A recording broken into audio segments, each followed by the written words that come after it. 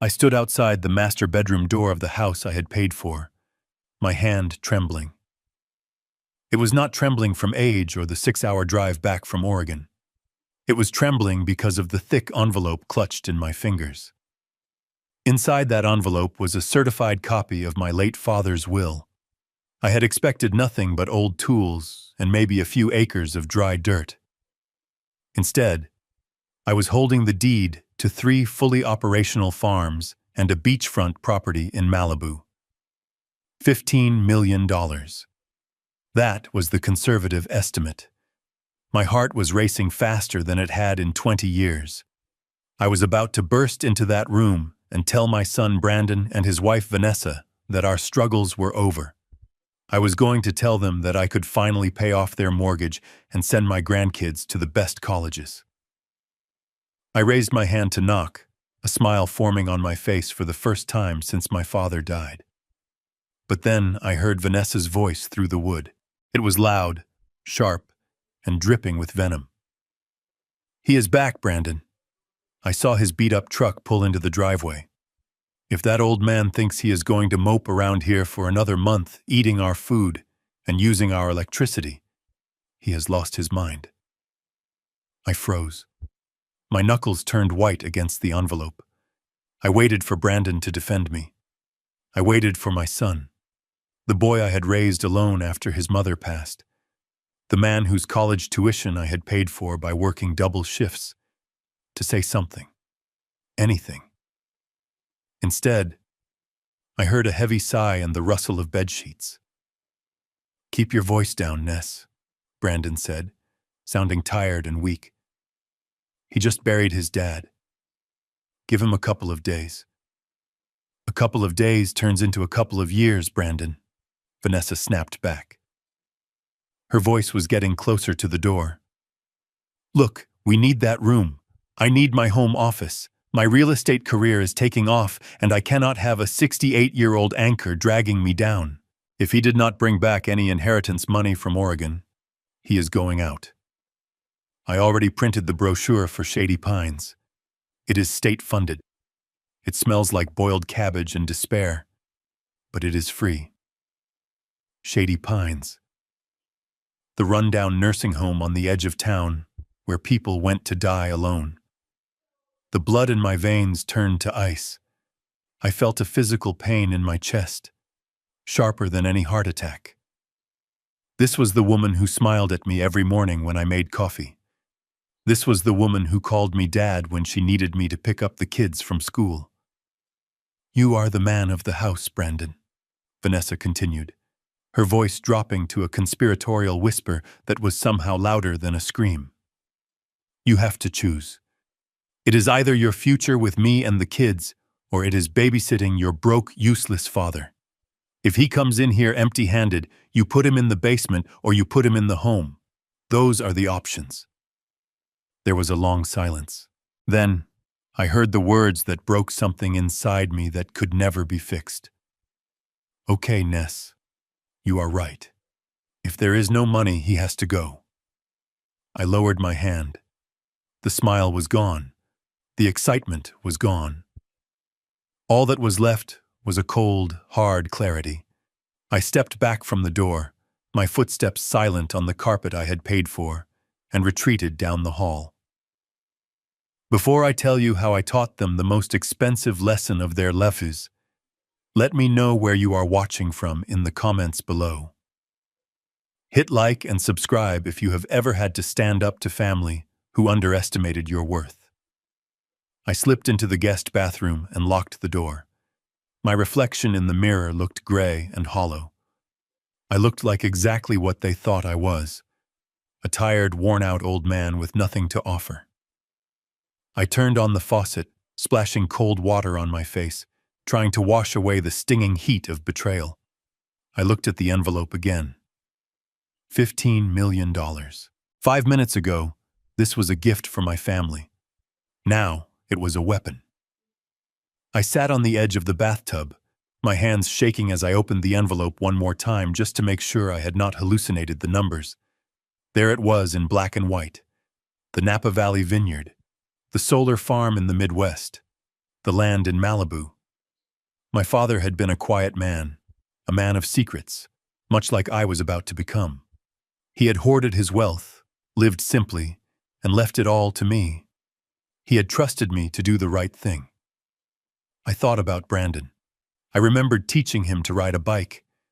I remembered the day he graduated, how proud I was. I had given him the down payment for this house. I had signed over the management of my own retirement savings to him 2 years ago when I had that minor stroke, thinking he would protect me. I was a fool. I was not a father to him anymore. I was a liability, an expense on a spreadsheet that Vanessa wanted to delete. If I walked out there right now and showed them this will, everything would change.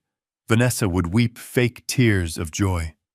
She would hug me and call me the best father-in-law in the world. Brandon would suddenly find his spine and talk about how much he loved me. They would take the money, burn through it in 5 years, and when I was truly old and sick, they would dump me in Shady Pines anyway. Number 1. I gritted my teeth. I took the thick document and folded it. I took off my old fraying corduroy jacket. I found a small tear in the inner lining near the shoulder. Carefully, I slid the folded will inside the lining of the jacket, pushing it deep down until it laid flat against the padding. I patted the fabric. It was invisible. To the naked eye, I was just Cliff Dalton, the retired engineer with a small pension and a smaller future. I looked at myself in the mirror one last time. The sad, grieving sun was gone. The man staring back at me was cold. He was calculating. He was a man who was about to play a very long, very dangerous game. I would give them exactly what they asked for. I would be the broke, useless old man. I would let them show me who they really were. And when the time was right, I would reveal the truth. But not before they paid for every cruel word I had just heard. I unlocked the bathroom door and walked out. I hunched my shoulders slightly, adding 10 years to my posture. I dragged my feet. I made my way to the living room, where the smell of expensive candles could not hide the stench of moral rot. Brandon and Vanessa were sitting on the couch. They jumped slightly when I entered. They had not heard me come in from the bathroom. Vanessa was the first to recover. She plastered a bright plastic smile on her face. "Dad, you are back." We did not hear the truck. How was the funeral? It was simple, I said, my voice raspy. I sat down on the armchair opposite them. It was the chair I had bought for my late wife, the only piece of furniture in this room that Vanessa had not replaced with something beige and uncomfortable. "I am so sorry, Cliff," Vanessa said, her eyes scanning my empty hands, looking for a checkbook, a document, anything. "Did your father... Was everything in order?" Brandon looked down at his feet, unable to meet my eyes. He knew what she was asking. I let the silence stretch. I watched them.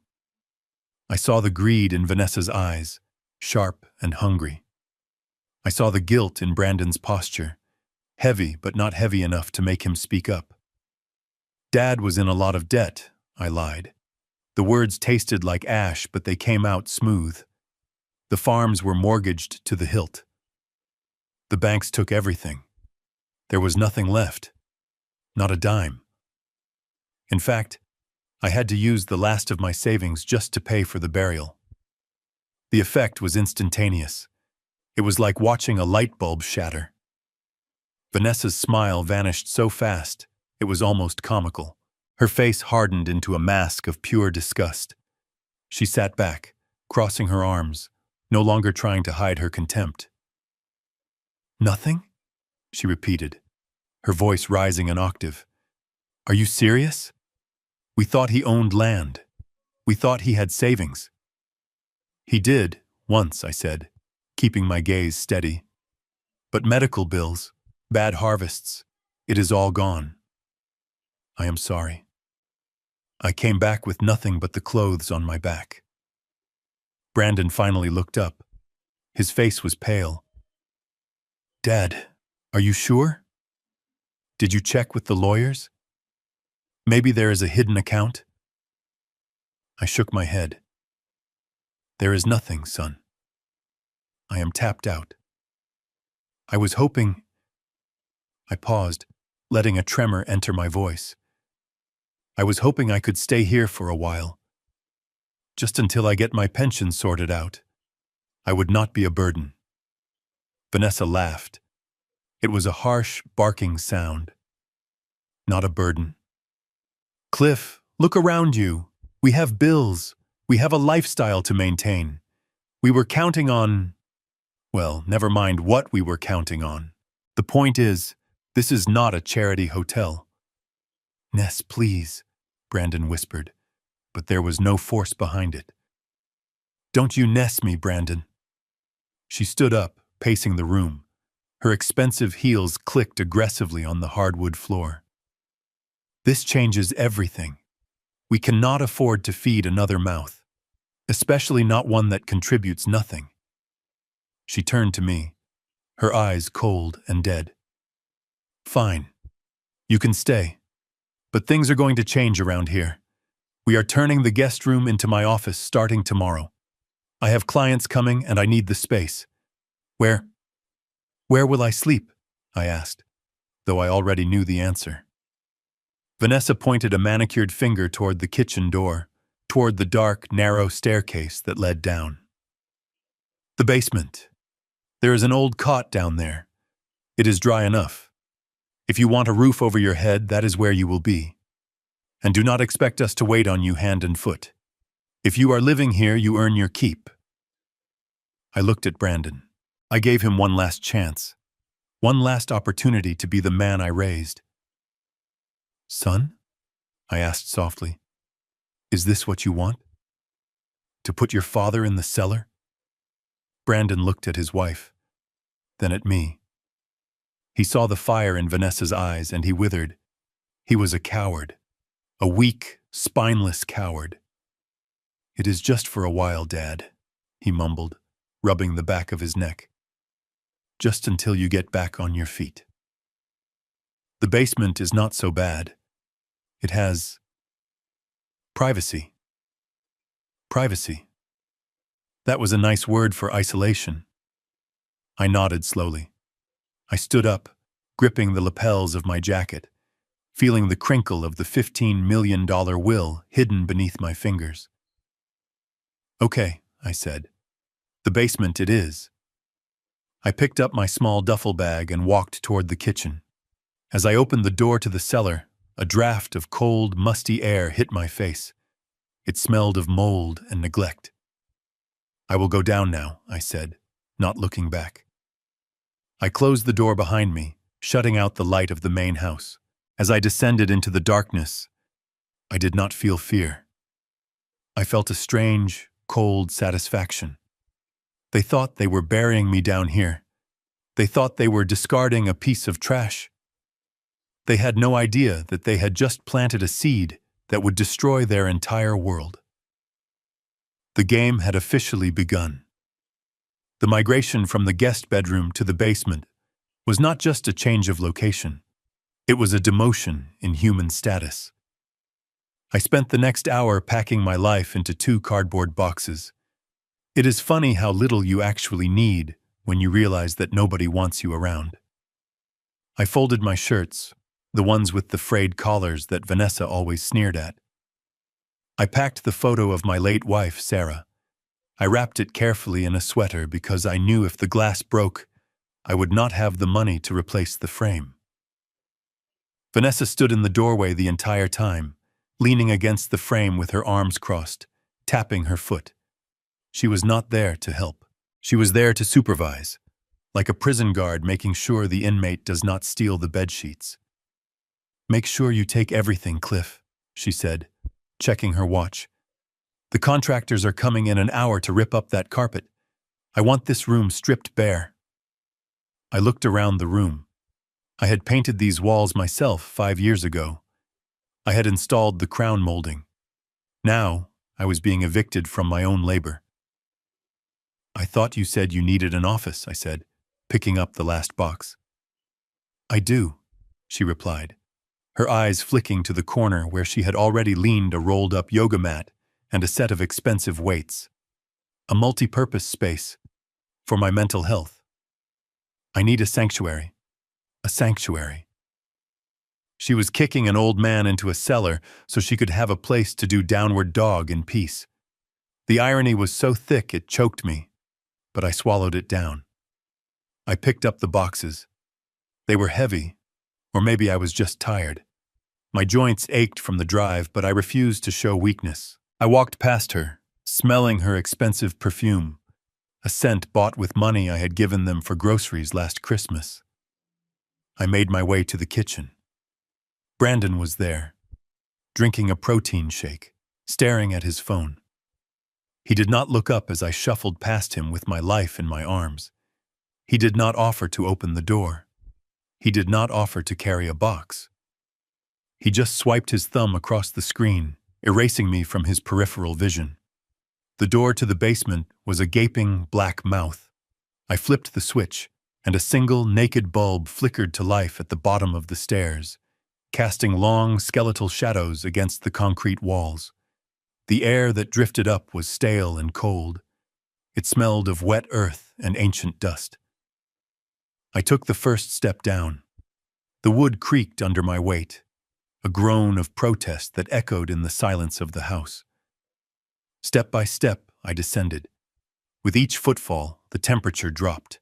By the time I reached the concrete floor, I could see my breath misting in the air. The basement was an unfinished cavern. It was where we stored the things we did not want to look at. Broken holiday decorations, old gym equipment, and now me. Vanessa followed me down, her heels clicking sharply on the wooden stairs. She stopped 3 steps from the bottom, as if touching the concrete would contaminate her. "There is the cot," she said, pointing to a metal frame in the corner, pushed up against the cinder block wall. "We put an old mattress on it. It is perfectly fine." I looked at the mattress. It was stained and lumpy, a relic from Brandon's college days. There were no sheets, just the bare, striped ticking. "And over there is the utility sink if you need water," she continued, gesturing to a basin stained with paint and rust. "And the toilet is behind that partition. It runs a little, so jiggle the handle. We do not want to pay for a plumber." I set my boxes down on the freezing floor. The cold seeped through the soles of my shoes instantly. "Is there a heater?" I asked, wrapping my arms around myself. "It is 50 degrees down here, Vanessa." She rolled her eyes, a gesture she had perfected over the years. "It is a basement, Cliff. It is supposed to be cool. Besides, heat rises. You will be fine. Just put on a sweater. We are trying to cut down on the utility bills. This big house costs a fortune to heat. Not that you would understand the economics of running a modern household." She turned to go back up, but paused, her hand on the railing. "Oh, and one more thing. We lock the door at the top of the stairs at 10 o'clock, for security. So if you need anything from the kitchen, get it before then. I do not want you wandering around the house at night setting off the alarm or waking us up." "You are locking me in?" I asked, my voice low. "Like a dog?" She smiled, but it did not reach her eyes. "Do not be dramatic. It is for everyone's safety. Good night, Cliff." She walked up the stairs, her silhouette disappearing into the light of the kitchen. Then the door slammed shut. I heard the distinct click of the deadbolt sliding into place. I was alone. I stood there for a long time, listening to the silence. Then the furnace kicked on with a roar like a jet engine. It was located right next to the cot. The noise was deafening, vibrating through the floor, but it provided no warmth, only noise and the smell of burning dust. I walked over to the cot and sat down. The springs shrieked. I reached into my box and pulled out the old wool blanket I had brought from Oregon. It was scratchy and smelled of my father's house, of wood smoke and pine. I wrapped it around my shoulders, shivering. Above me, I heard footsteps, the muffled thud of life going on without me. I heard the television turn on. I heard Vanessa laughing at something. I heard the water running in the master bathroom, the pipes singing in the ceiling above my head. They were taking a hot bath. They were adjusting the thermostat to a comfortable 72 degrees. They were drinking wine and eating the roast beef I had seen defrosting on the counter. I looked around my new prison, a spider web draped across the corner of the ceiling, trembling in the draft. A small pile of mouse droppings sat near the drain in the floor. This was it. This was the sum total of my life's work in their eyes. I lay down on the cot, pulling the blanket up to my chin. The cold was a physical weight, pressing down on my chest. I could feel the dampness settling into my bones, awakening the arthritis in my knees. I stared at the exposed beams of the ceiling. I knew exactly how those beams were placed. I knew the load-bearing capacity of every joist. I had inspected this house myself before I bought it for them. I had made sure it was safe. I had made sure it was warm, and now I was freezing in its guts. But as the shivering took hold, my hand drifted to the pocket of my jacket, which I had folded into a pillow. I felt the crinkle of the paper inside the lining. "Let them have their heat," I whispered to the darkness. "Let them have their yoga room and their hot baths." Every shiver that racked my body was a deposit in a bank account of rage that was compounding interest by the second. I closed my eyes, but I did not sleep. I listened to the house. I listened to their footsteps. I memorized the rhythm of their comfort. The next morning, I woke up with a stiff neck and a throat that felt like it was filled with broken glass. The basement was even colder in the morning light that filtered through the single small window well, which was choked with dead leaves and trash. I coughed, a deep, hacking sound that echoed off the concrete. I sat up, my head spinning. I needed hot coffee. I needed to get warm. I climbed the stairs, my legs heavy. I tried the door handle. Locked. I checked my watch. It was 7:30. Vanessa had said they locked it at 10. She had not unlocked it yet. I knocked. "Hello?" I called out, my voice weak. "Brandon." "Vanessa?" Silence. I knocked harder.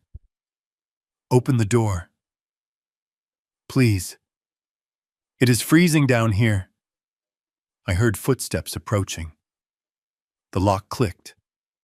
The door swung open, revealing Vanessa dressed in expensive workout gear, a towel draped around her neck.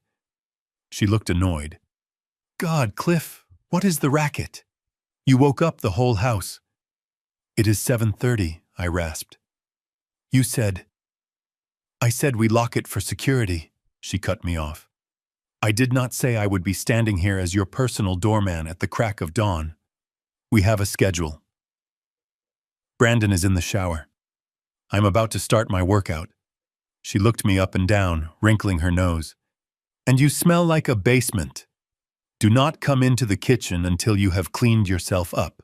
It is unsanitary." "I do not have a shower down there," I reminded her, fighting the urge to cough again. "Use the utility sink. Use a washcloth. Figure it out. Just do not bring that mildew smell into my breakfast nook." She started to close the door again, but I jammed my foot in the gap. It was an instinct, a flash of the man I used to be. "I need coffee, Vanessa, and I need my blood pressure medication. It is in the kitchen cabinet." She looked at my foot, then at my face. For a second, she looked surprised. Then she sneered. "Fine. Grab your pills, but take them downstairs. I have a Zoom session with a client in 20 minutes, and I cannot have you hacking up a lung in the background. It ruins the aesthetic." She stepped back, allowing me into the kitchen. The warmth hit me like a physical blow. It was paradise. The smell of brewing coffee was intoxicating. I walked to the cabinet, my hands shaking as I reached for my pill bottle. I saw the coffee pot, It was full. I reached for a mug. Vanessa said, wagging a finger. That is French roast. Imported. Brandon bought me a special blend. There is instant coffee in the pantry. Use that. And boil your own water. I am not wasting the filtered water on instant. I stood there, holding the empty mug. I looked at the pot of steaming, rich coffee. I looked at the woman who was denying me a cup of hot liquid while I stood shivering in my own house. I put the mug down. I went to the pantry. I found a jar of generic instant coffee that had expired 3 years ago. I took it. I took a chipped mug from the back of the cupboard. I filled it with tap water and put it in the microwave. While the microwave hummed, I watched Vanessa arrange her yoga mat in the living room. She pushed aside the coffee table. She adjusted the lighting. She checked her reflection in the mirror, smoothing her hair. She looked happy. She looked content. She looked like a woman who had successfully exterminated a pest. The microwave beeped. I took my hot water, stirred in the stale powder, and swallowed my pills. The coffee tasted like burnt dirt, but the heat spread through my chest, loosening the tightness just a little. I walked back toward the basement door. Don't forget to close it all the way, Vanessa called out without looking at me. I don't want the draft coming up. I paused at the top of the stairs. I looked at her back. Enjoy your workout, Vanessa, I said. She didn't answer. She was already putting on her headphones, tuning out the world, tuning out me. I went back down into the dark. I sat on the cot and drank my terrible coffee. I looked at the walls. They were gray and unforgiving. But as my eyes adjusted to the gloom, I noticed something. In the corner behind the water heater, there was a loose brick. I walked over to it. I pulled it out. There was a small hollow space behind it. A perfect hiding place. I took off my jacket. I ripped the lining. I took out the will. I folded it smaller and smaller until it was a tight, dense square. I shoved it into the hole and replaced the brick. It was safe now. Safer than it was on my body. I sat back down. The cold was still there, but now I had a secret fire burning. I would endure the basement. I would endure the cold. I would endure the instant coffee and the locked doors. Because every hour I spent in this dungeon was another zero added to the bill I was going to hand them. Later that night, I lay awake listening to the furnace roar. I was hungry. They hadn't called me for dinner. I had eaten a stale granola bar I found in my coat pocket. My phone buzzed. It was a text from an unknown number. Mr. Dalton, this is Patty Moore. I received your message. I am reviewing the trust documents now. We need to meet. It has to be discreet. I smiled in the dark. The signal had been received. The cavalry wasn't coming to save me. I was the cavalry, and I was already inside the fortress. I pulled the scratchy wool blanket up to my chin, and for the first time in days, I fell into a deep, dreamless sleep, lulled by the rhythmic, mechanical thrum of the machine that kept their house warm, while I plotted to leave them out in the cold. 3 days into my exile, the monster in the corner died. The furnace, which had been my noisy, rattling companion, suddenly fell silent. At first I thought it was just cycling off. I pulled my wool blanket tighter around my shoulders and waited for the familiar clunk whoosh of the ignition sequence. 10 minutes passed, then 20. The silence stretched out, heavy and ominous. Up until that moment, the basement had been uncomfortable, yes. It was damp and smelled of earth, but at least the ambient heat from the furnace unit itself kept the temperature bearable. It was probably around 60 degrees, chilly, but survivable. But as the hour mark passed, I felt the change in the air pressure. The stillness wasn't peaceful. It was predatory. The cold didn't just enter the room. It seemed to rise up from the concrete floor like a rising tide. I got up from the cot, my joints popping in protest. I walked over to the large metal box of the HVAC unit. I placed my hand on the side panel. It was cooling rapidly. I checked the pilot light window. Dark. Maybe the pilot light just went out, I told myself. A mechanical failure. It happens. I grabbed a flashlight from my toolbox, one of the few things I had managed to bring down here, and inspected the gas line. The valve was in the open position. That wasn't it. I traced the wires. Everything looked intact. Then I looked up at the ductwork. The basement had its own zone damper, a motorized flap that controlled airflow to the lower level. I climbed up on an overturned milk crate to get a better look. The lever on the damper had been manually zip-tied in the closed position. I stared at that white plastic zip tie. It was new. The plastic was clean, stark white against the dusty galvanized steel. This wasn't a malfunction. This was a modification. I climbed down, my breath already starting to mist in the beam of the flashlight. I walked to the stairs and climbed them, my anger providing a temporary source of heat. I pounded on the door. "Vanessa!" I shouted. I heard the muffled sounds of the TV in the living room. Footsteps approached, light and annoyed. The door opened a crack. Vanessa stood there, holding a glass of red wine. She looked flushed and warm. Heat, lovely, expensive heat, poured out from the kitchen around her, smelling of roasting garlic and rosemary.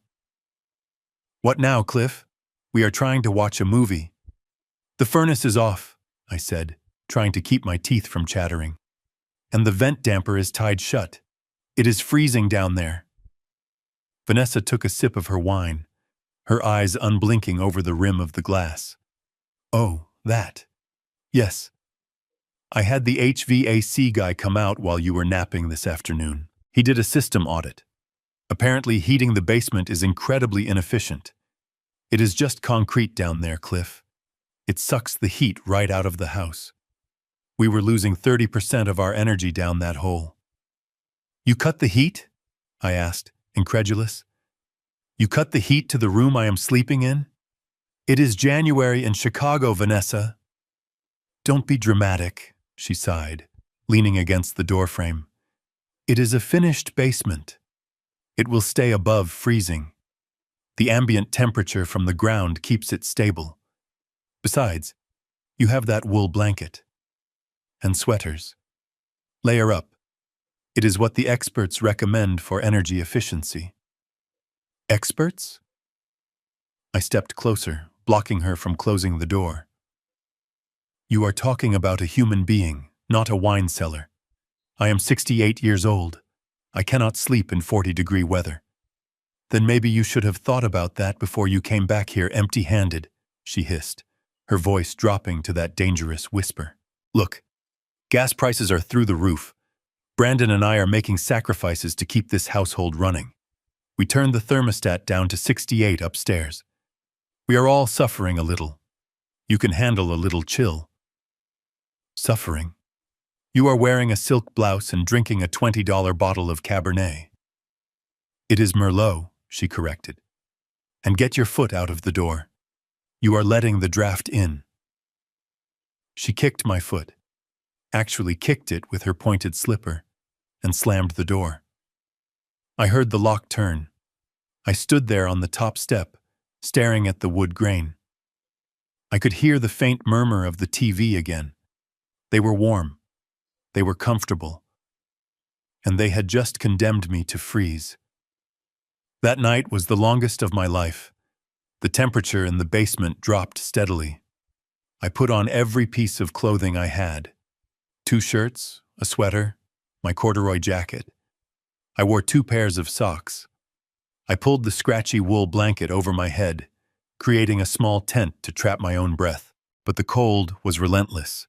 It seeped through the layers. It settled in my toes and fingers, a dull, throbbing ache. By morning, I couldn't feel my feet. When I tried to stand, my knees locked up. I had to massage my legs for 10 minutes just to get the blood flowing enough to walk to the bathroom. The water in the toilet bowl had a thin film of ice on the edges. I didn't go upstairs that day. I refused to beg. I refused to give her the satisfaction of seeing me shiver. I spent the day pacing the small perimeter of the basement, swinging my arms, doing squats, anything to generate body heat. I was an engineer. I knew about thermodynamics. I knew that if I stopped moving, the cold would win. But biology is a cruel mistress. By the third day, my body began to fail. It started with a tickle in the back of my throat, dry and irritating. Then came the congestion. My chest felt heavy, like someone had poured concrete into my lungs. The coughing started. Dry, hacking coughs that racked my entire frame and left me gasping for air in the frigid darkness. I tried to hide it. I buried my face in the pillow when the coughing fits hit, trying to muffle the sound. I didn't want them to know, but sound travels through floorboards. On the fourth night, I was burning up. Fever. It was a cruel paradox. My body was on fire, sweating and shivering simultaneously, while the air around me was cold enough to see. I lay on the cot, drifting in and out of a delirium. I dreamed of the vineyards in Napa. I dreamed of the warm California sun on my face. I dreamed of burning the will, of burning the money, just to feel the heat of the flames. I woke up to a sound. Not the furnace. A creak on the stairs. I lay still, my eyes adjusting to the gloom. A beam of light cut through the darkness. It was a flashlight, but the beam was shaking. Dad? It was Brandon. His voice was a whisper, thick with fear. I tried to answer, but it came out as a wet, rattling cough. I sat up, clutching the blanket to my chest. Brandon? I croaked. He hurried down the last few steps, the flashlight beam dancing wildly over the concrete floor. He was wearing his thick bathrobe and slippers. He looked around nervously, as if he expected Vanessa to jump out from behind the water heater. He came to the side of the cot. He shined the light on my face, and I saw him wince. I must have looked terrible. Pale, sweating, with dark circles under my eyes. Jesus, Dad, he whispered. You sound awful. I am fine, I managed to say, though my teeth were chattering so hard I bit my tongue. Just a little cold. It is freezing down here, he said, his breath pluming in the light. This is crazy. I told her it was too much. He set the flashlight on the floor, pointing it up at the ceiling so it cast a diffuse glow. He reached into the deep pockets of his robe. Here, he said, pulling out a bottle of red liquid. It is NyQuil, the good stuff, and I brought these. He pulled out a package of hand warmers, the kind you put in your gloves when you go skiing, and a foil-wrapped bundle that smelled faintly of chicken. Leftovers from dinner, he muttered. She threw it in the trash, but it was still in the container. I fished it out. It is chicken parmesan. I looked at my son. He was 35 years old, a grown man, and he was smuggling garbage to his father in the middle of the night like a criminal. My heart broke for him, and then it hardened against him. He was trying, yes, but he was bringing me trash and cough syrup instead of standing up to his wife and turning on the heat. Thank you, I said, taking the bottle. I unscrewed the cap and took a long swig. The medicine burned going down, a chemically sweet fire that I welcomed. Brandon cracked the hand warmers and tucked them under my blanket, near my feet. I am sorry, Dad, he said, his voice trembling. She is under a lot of pressure. The market is tough right now. She is stressed. She does not mean to be cruel. She tied the damper shut, Brandon, I said softly. That takes planning. That is not stress. That is malice. He looked away, unable to face the truth. I will try to talk to her again tomorrow, he promised. A promise we both knew was empty. Just Try to get some sleep. The medicine will knock you out." He stood up to leave. He looked pathetic in his plush robe, a man king in his own home but a servant in his marriage. Suddenly, the light at the top of the stairs flipped on. The basement was flooded with harsh, yellow illumination. Brandon froze like a deer in headlights. I squeezed my eyes shut against the glare. Vanessa stood at the top of the stairs. She wasn't wearing a robe. She was wearing her pristine white silk pajamas, her arms crossed, her face a mask of cold fury. "Brandon?" she called out. Her voice wasn't loud. It was terrifyingly calm. "What are you doing?"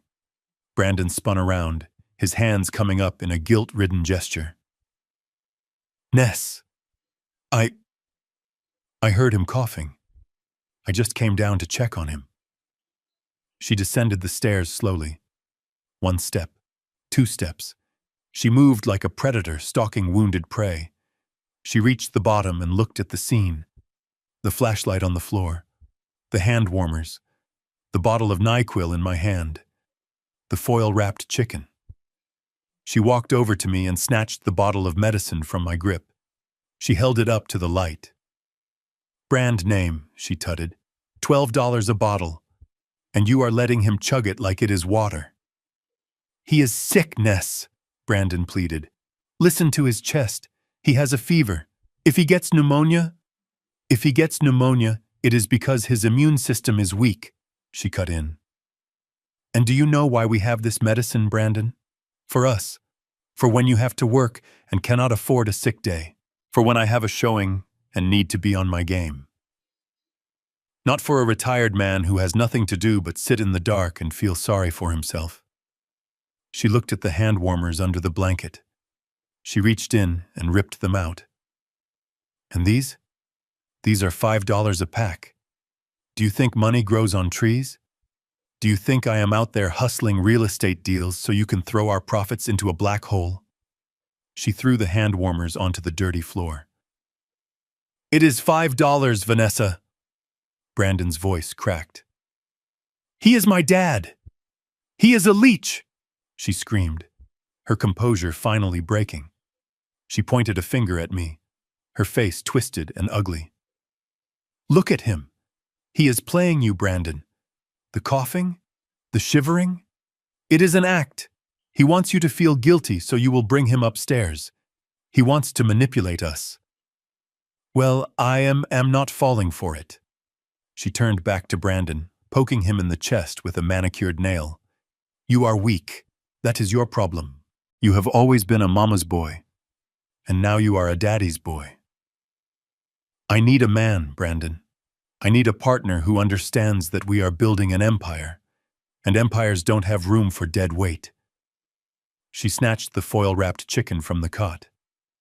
"And he is eating our food? I told you to throw this out." "I fished it out of the trash," Brandon said, his head hanging low. "Disgusting," she sneered. She looked at me with pure revulsion. "You are eating garbage now, Cliff? Have you no dignity left?" I looked up at her.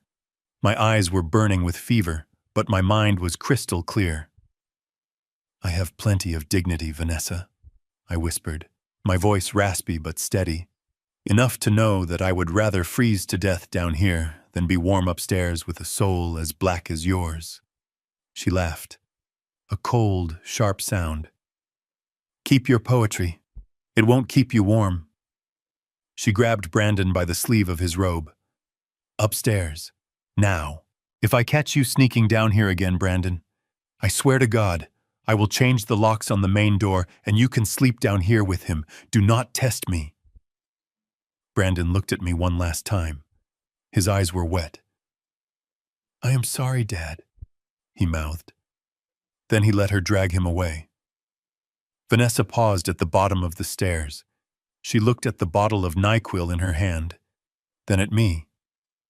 She unscrewed the cap and poured the red liquid onto the concrete floor. It splashed and spread like a pool of blood. "Oops," she said, her face completely blank. "Clumsy me." She turned and walked up the stairs. Brandon followed. The door slammed. The lock clicked. The light went out. I was back in the darkness.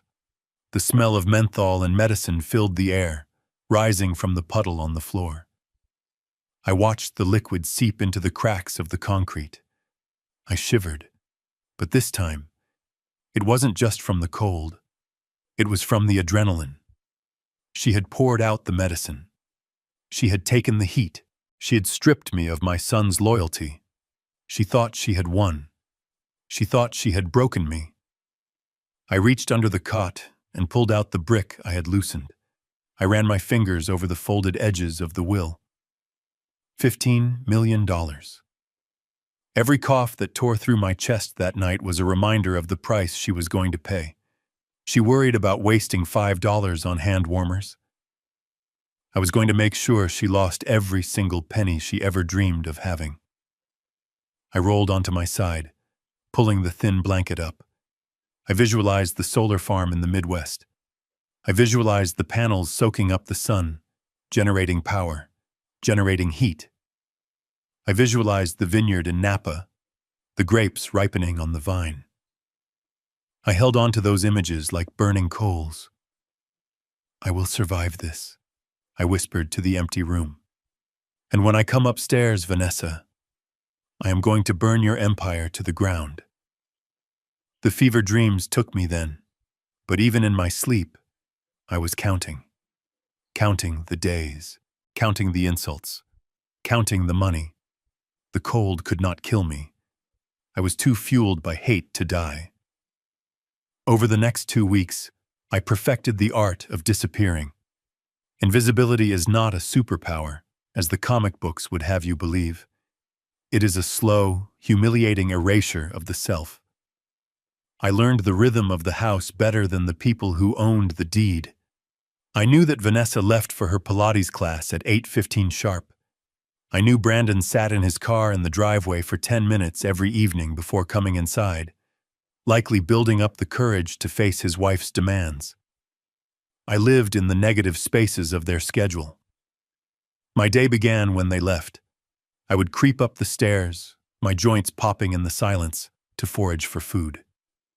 I did not dare touch the pristine groceries in the refrigerator. Vanessa counted the eggs. She marked the level of the milk with a Sharpie. Instead, I became a scavenger in my own kitchen. I dug through the trash can. I found half a bagel with a bite taken out of it. I found apple cores that still had fruit on them. I found the heel of a loaf of bread that was slightly stale. I ate these things standing over the sink, washing them down with tap water, my eyes darting to the window in case they returned early. It was degrading, yes, but every stale crumb I swallowed fueled a fire in my belly that had nothing to do with hunger. Hygiene was another battle. Since I was banned from the upstairs bathroom, the utility sink in the basement became my entire world. It was a deep concrete basin stained with decades of paint and grease. It was where I washed my face, my body, and my clothes. One Tuesday, I was scrubbing my underwear in the freezing water. My hands, knobby with arthritis and age, were red and raw. The cheap bar of soap I had found behind the dryer would not lather.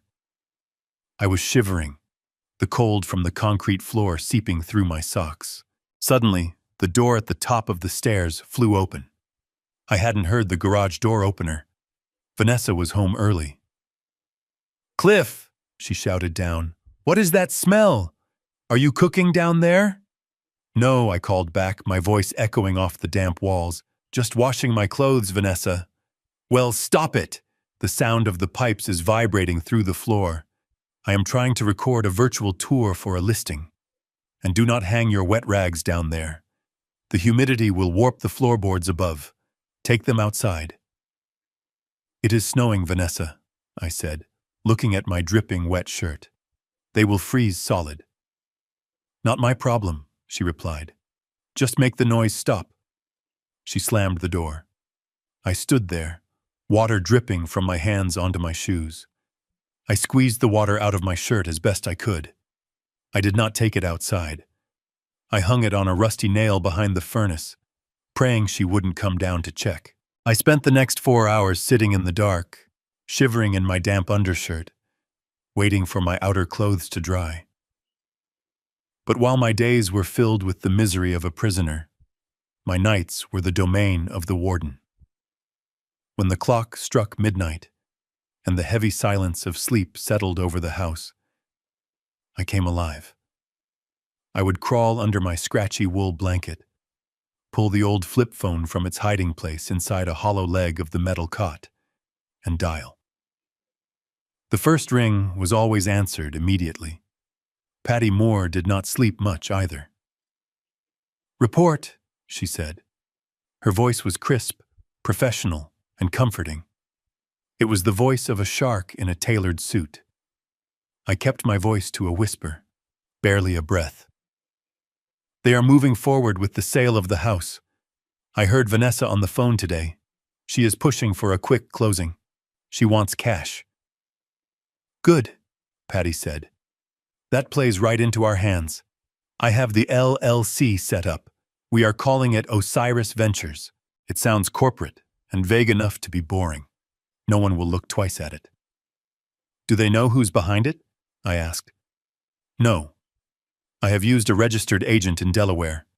Your name appears nowhere on the public record. As far as they know, Osiris Ventures is just an investment group looking for assets in the area." "Excellent. And the price?" Patty chuckled, a low, dry sound. "We are going to offer 20% over asking price. All cash. No inspection. A 7-day close." My breath hitched. That was aggressive. That was the kind of offer that made greedy people lose their minds. 20%? I whispered. That is almost $200,000 over market value, Patty." "Exactly," she replied. "We need them to be blinded by the money. We need them to be so excited about the windfall that they do not read the fine print. We need them to sign the contract without asking a single question." I shifted on the cot, the springs groaning softly. I thought about Vanessa's face when she saw that number. She would see purses. She would see vacations. She would see the validation she craved.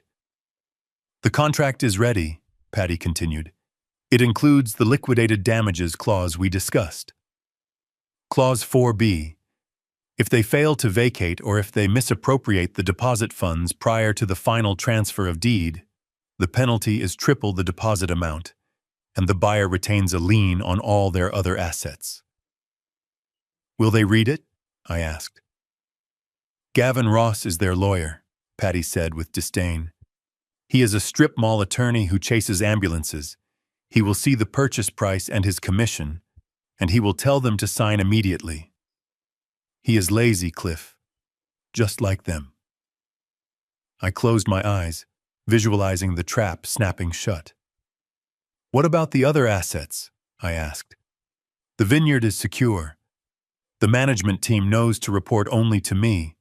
The solar farm lease is finalized. Cliff, you are currently sitting on a liquid net worth that generates $40,000 a month in passive income. And you are sleeping in a basement." I looked around my dark, cold prison. I looked at the mouse droppings in the corner. "I need to do this, Patty. I need to know. I need to know if there is any part of my son left in there, any part that isn't corrupted by her." "And?" Patty asked gently. "What have you found?" I was silent for a long moment. I thought about the NyQuil on the floor. I thought about the silence when I asked for help. I think the son I raised died a long time ago," I whispered. "Then proceed with the operation," she said. "I will have the offer letter sent to their realtor tomorrow morning. Get ready, Cliff. The atmosphere in that house is about to change. They are going to be celebrating. It will be hard to watch." "Let them celebrate," I said, my voice hardening.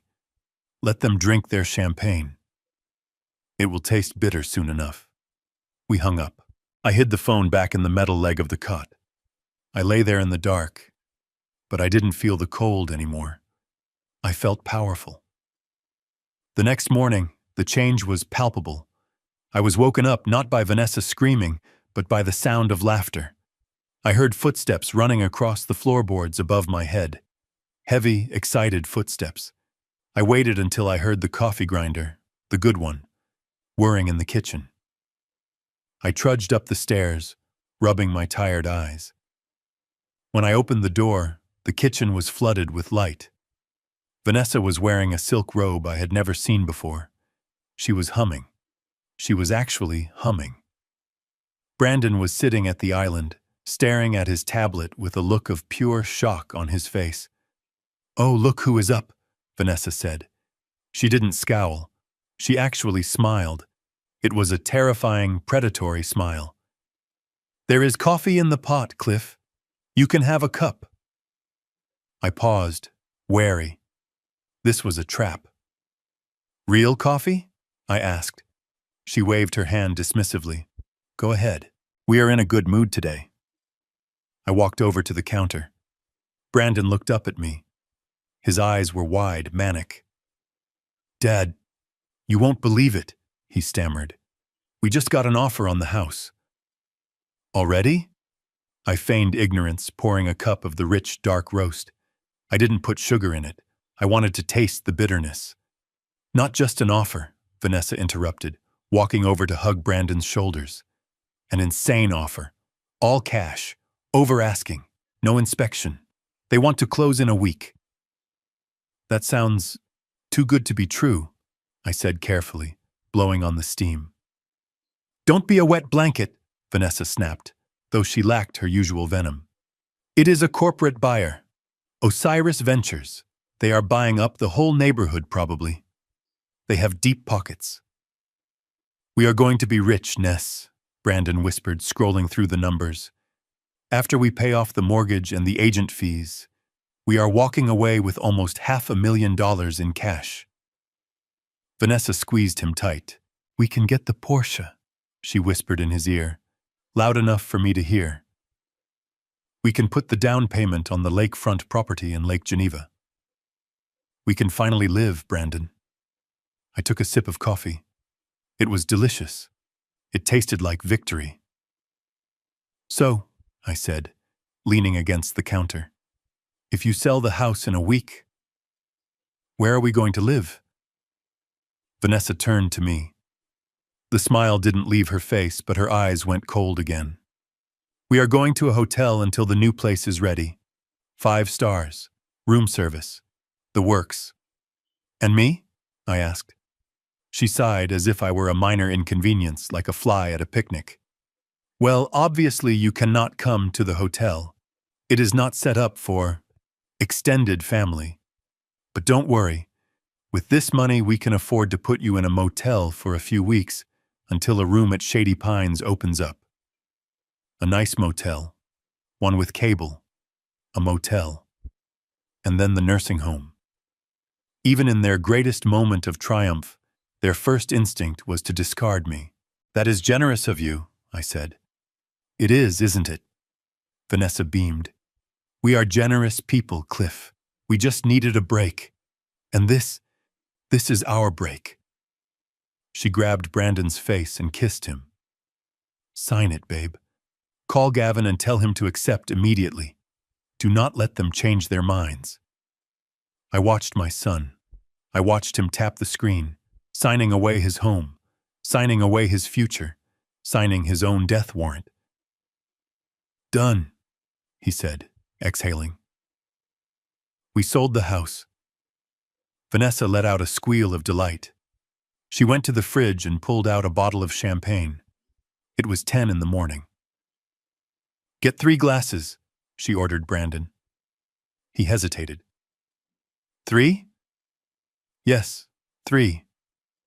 Give one to your dad. We are celebrating." Brandon fetched a 3rd glass. He poured the bubbling liquid. He handed it to me. "Cheers, Dad," he said. "To new beginnings." I raised the glass. I looked at the golden bubbles rising to the surface, destined to burst. To new beginnings, I echoed. I drank. The champagne was cold and sweet. I watched them dance around the kitchen, drunk on greed. I went back downstairs to my basement, closing the door on their celebration. I sat on my cot and waited for nightfall. I had to call Patty. The mouse had taken the cheese. Now it was time to snap the trap. The week leading up to Christmas was not filled with carols or cookies. It was filled with the frantic, terrifying energy of Vanessa, trying to curate the perfect life for an audience of strangers. She was hosting her firm's annual holiday mixer. It was her chance to impress the senior partners, to show off the house she claimed was hers, and to secure her promotion.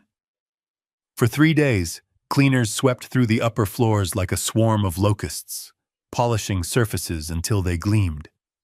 I heard the vacuum cleaners thumping above my head while I lay in the dark, conserving the battery on my flashlight. 2 hours before the guests were set to arrive, the basement door opened. Vanessa threw a bundle of fabric down the stairs. It landed with a soft thud on the concrete floor. "Put this on," she commanded, "and make sure you shave. You look like a derelict." I walked over and picked up the bundle. It was a white button-down shirt and a black vest, a waiter's uniform. It smelled faintly of mothballs. "You want me to serve?" I asked, looking up at her silhouette. "I want you to be useful, Cliff. The catering company wanted to charge me $40 an hour for a server. I figured since you are living here rent-free, you could work off some of your debt." "I am not a waiter, Vanessa. I am a retired engineer. This is my house." "Not tonight it isn't," she snapped. "Tonight, this is my house. And you are help. Do not speak to the guests unless they order a drink. Do not tell anyone who you are. If anyone asks, you are just hired help. I do not want you embarrassing me with sob stories about your bad investments." She turned to leave, then paused. "And Cliff? Try to stand up straight. Slouching is unprofessional." I put on the uniform. The shirt was tight across the shoulders, cutting into my armpits. The vest was loose. I looked at myself in the cracked mirror above the utility sink. I looked ridiculous. I looked like a man who had lost everything, which, according to their narrative, was exactly what I was. I shaved with cold water and a dull razor, nicking my chin. The sting of the cut was grounding. It reminded me that I was still alive, still flesh and blood, even if they treated me like a ghost. I walked upstairs. The transformation of the house was startling. A 12-foot fir tree stood in the living room, decked in gold and silver ornaments. A fire crackled in the hearth, the same hearth I wasn't allowed to use. The air smelled of pine, expensive cologne, and hypocrisy. Brandon was standing by the punch bowl, adjusting his tie. He looked handsome. He looked successful. When he saw me, his face crumpled. He looked like he wanted to vomit. "Dad," he whispered, looking around to see if Vanessa was watching. "You don't have to do this. I can tell her you are sick." I picked up a silver tray of champagne flutes. The crystal was cold against my fingers. "I am paying my rent, Brandon," I said flatly. "Isn't that what you two wanted? Economic efficiency?" He couldn't meet my eyes. He grabbed a glass of whiskey and downed it in one gulp. He needed liquid courage just to exist in the same room as his own conscience. The guests began to arrive. A parade of furs, silk ties, and fake laughter filled the room. I moved through the crowd like a shadow. I offered drinks. I took empty glasses. I became exactly what Vanessa wanted, an invisible mechanism of service. "Champagne?" I asked a woman in a red dress. She didn't look at my face. She just took the glass. "Thank you," she said to the air above my head. I watched Vanessa work the room. She was radiant. She held court in the center of the living room, laughing at jokes that weren't funny, touching arms, guiding conversations toward real estate trends. She was a master of the performance. "This house has such good bones," I heard her say to a gray-haired man in a velvet blazer. "We have done so much work to modernize it. It really reflects our vision." Our vision. I gripped the tray so hard my knuckles turned white. I had designed the structural renovations of this house 10 years ago. I had laid the hardwood floors she was standing on. I circulated toward the back of the room, near the patio doors. My back was screaming. Standing on the concrete floor of the basement for weeks had taken its toll on my spine. I leaned against the wall for a second, just to catch my breath. "Hey, you." I looked up. A man was standing in front of me. He was young, maybe 30, with slicked back hair and a face that had never known a day of hardship. He was holding an empty plate. "Where are the crab cakes?" he asked, tapping the plate with a fork. "The tray over there is empty." "I will check the kitchen, sir," I said, pushing off the wall.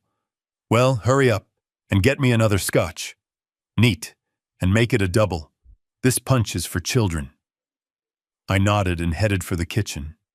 Inside, the catering staff, actual professionals hired for the food, looked at me with pity. They knew. Service people always know when someone is being humiliated. A young woman handed me a fresh tray of appetizers. "You okay, Pops?" she asked quietly. "You look pale." "I am fine," I said. "Just doing my job." I walked back out. The young man, let's call him Todd, was waiting. He wasn't alone. He was talking to Vanessa and a few other guests. He was gesturing wildly, clearly telling a story about how much money he had made on a recent crypto swing. I approached with the tray. "Here are the crab cakes, sir," I said. Todd spun around, his elbow flying out. He hit the edge of the silver tray. It happened in slow motion. The tray tilted. 3 crab cakes, heavy with sauce, slid off the edge. They didn't hit the floor. They hit Todd's shoes, his pristine, polished Italian leather loafers. The room went silent. The music seemed to stop. The laughter died in everyone's throats. Todd looked down at his shoes. A glob of remoulade sauce was sliding down the leather, dripping onto the carpet. "Are you kidding me?" Todd shouted. His face turned a violent shade of red. "Look at this! Do you know how much these cost?" I stood there, the empty tray trembling in my hands. "I am sorry, sir," I said. "You bumped the tray." "Excuse me?" Todd stepped closer, invading my personal space. "I bumped the tray? You are clumsy, old man. You shouldn't be working a party if you have the shakes. God, look at this mess." Vanessa was there in an instant. She didn't look at the stain on the carpet. She looked at Todd's face. Todd was a client. Todd was money. "Oh my God, Todd, I am so sorry," Vanessa gushed, grabbing a napkin. She turned to me, her eyes burning with a hatred so pure it felt like a physical blow. "What is wrong with you?" she hissed. "Can you not do one simple thing without ruining it?" "It was an accident," I said, my voice steady. "I don't care," Vanessa shrieked. She pointed at the floor. "Clean it up. Now." I looked at the sauce on the shoe. I looked at the sauce on the carpet. I started to bend down to pick up the crab cake from the rug. "Not the rug!" Todd yelled. "My shoe! Get this grease off my shoe before it sets!" I froze. They wanted me to clean his shoe while he was wearing it. Vanessa looked at me. There was a challenge in her eyes, a dare. She wanted to see if I would break. She wanted to show everyone who was in charge. "You heard him, Cliff," she said, her voice icy. "Clean Mr. Halloway's shoe, or you can pack your bags and leave tonight. No motel, no nursing home, just the street." I looked at Brandon. He was standing behind Vanessa. He was pale. He took a step forward, his mouth opening. "Ness, that is too much," he mumbled. "Shut up, Brandon," Vanessa snapped without looking back. I looked at the room. 50 people were watching. Some looked uncomfortable, looking away. Others, like Todd, looked expectant. They were waiting for the show. They were waiting for the old servant to bow down. I slowly set the silver tray on a side table. My knees popped loudly as I lowered myself to the floor. The humiliation burned in my throat, hot and acidic. I took a linen napkin from my pocket. I reached out and wiped the sauce from Todd's shoe. "That is it," Todd sneered, not moving his foot. "Get in the crevices. I don't want a stain." I scrubbed the leather. I was on my knees in the house I had bought. I was cleaning the shoes of a man who wasn't fit to hold my father's wrench. "I am sorry, Mr. Halloway," I said softly. "Yeah, well, maybe you should retire, Pops," Todd laughed. He looked around for approval. The crowd chuckled nervously. The tension broke. The show was over. The servant knew his place. I stood up. My knees screamed in agony. I felt lightheaded. "Get out of here," Vanessa whispered to me. "Go to the kitchen. Stay there." I turned to walk away, but as I turned, my hand brushed against the pocket of my vest. I had been carrying something in there. A safety blanket. A reminder of who I really was. It was a business card, not mine, but the card of the managing director of Osiris Ventures, the one Patty had given me to authorize the wire transfer. It fluttered out of my pocket and landed on the hardwood floor, right next to Vanessa's foot. I kept walking. I didn't look back. I heard Vanessa's voice behind me. "What is this?" I heard the rustle of paper. She had picked it up. "Osiris Ventures?" she muttered. "Why does he have this?" I pushed through the swinging doors into the kitchen. I leaned against the stainless steel counter, gasping for air. The catering staff looked at me with horror. The young woman who had spoken to me earlier came over. She had tears in her eyes. That was messed up," she whispered. "He is a pig. She is a witch." I looked at her and I straightened my vest. I wiped a smudge of sauce from my cuff. "It is okay," I said. My voice was calm. It was the calm of a man who has just decided that the sentence will be execution, not imprisonment. "Did you see her face?" the girl asked. "When you dropped that card?"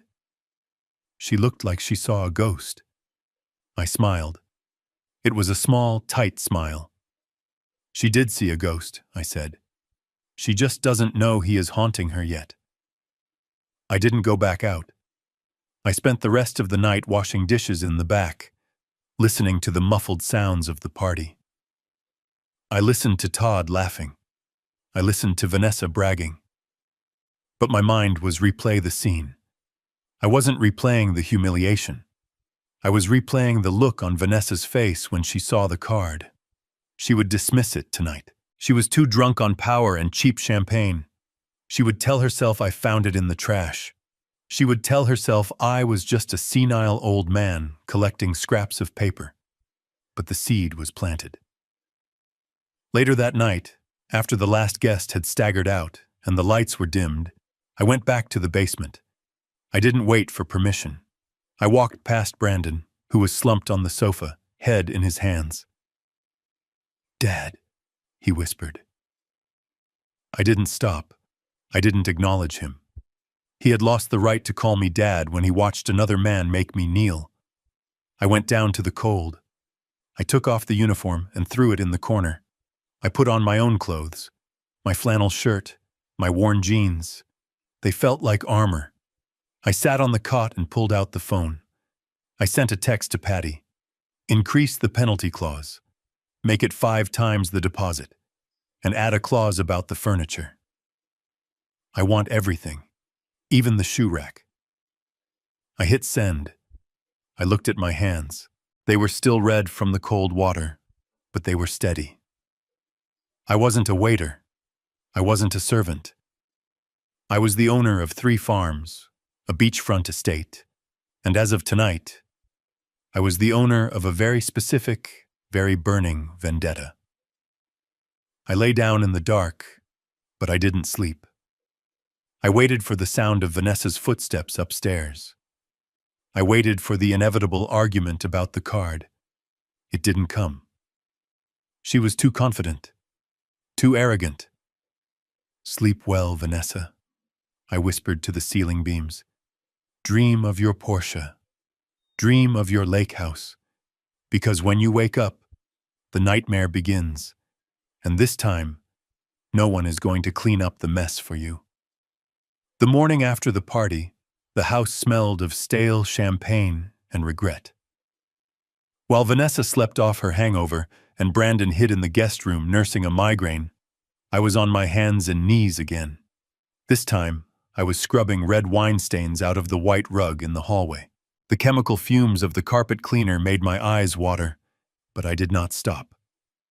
I knew that if there was even a shadow of a stain left when Vanessa woke up, she would deduct the cost of a professional cleaning crew from the non-existent allowance she claimed to be keeping for me.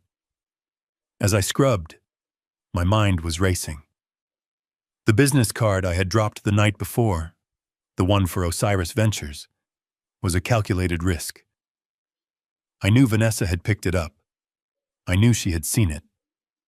Now I had to see if the bait had been taken, or if her arrogance was truly impenetrable. Around noon, Vanessa finally emerged.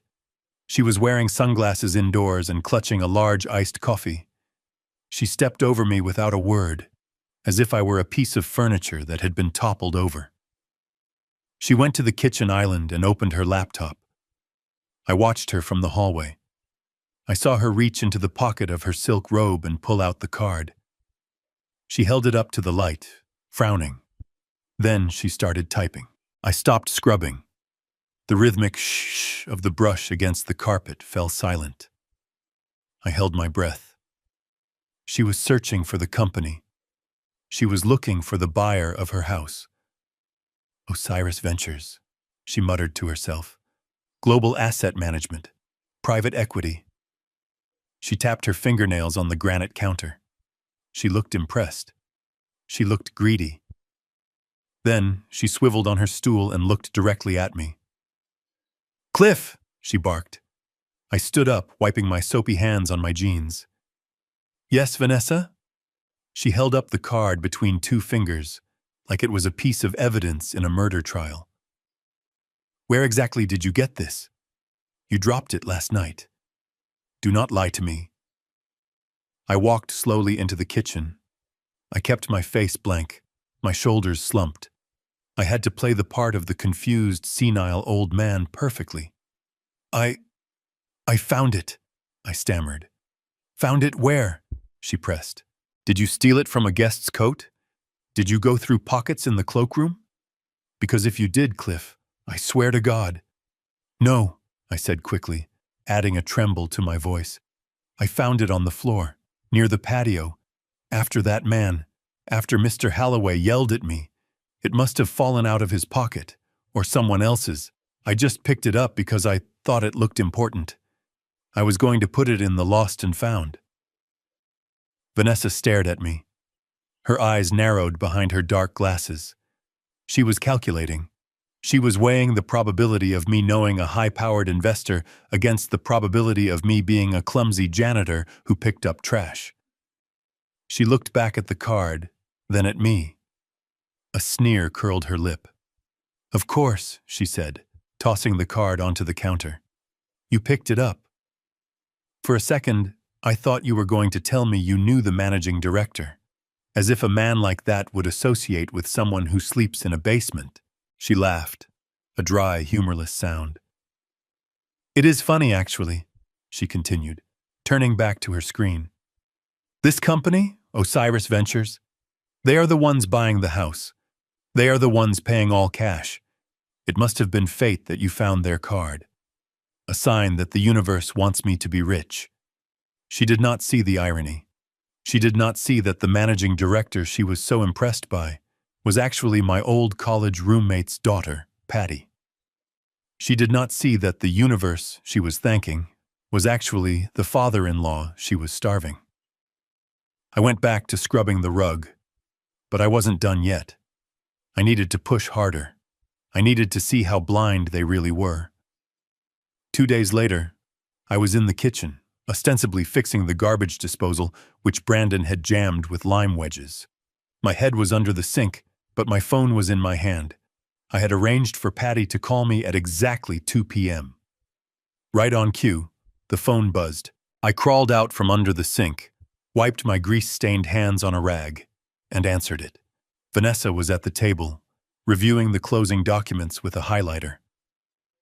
"Hello?" I said, making sure my voice was just loud enough to carry.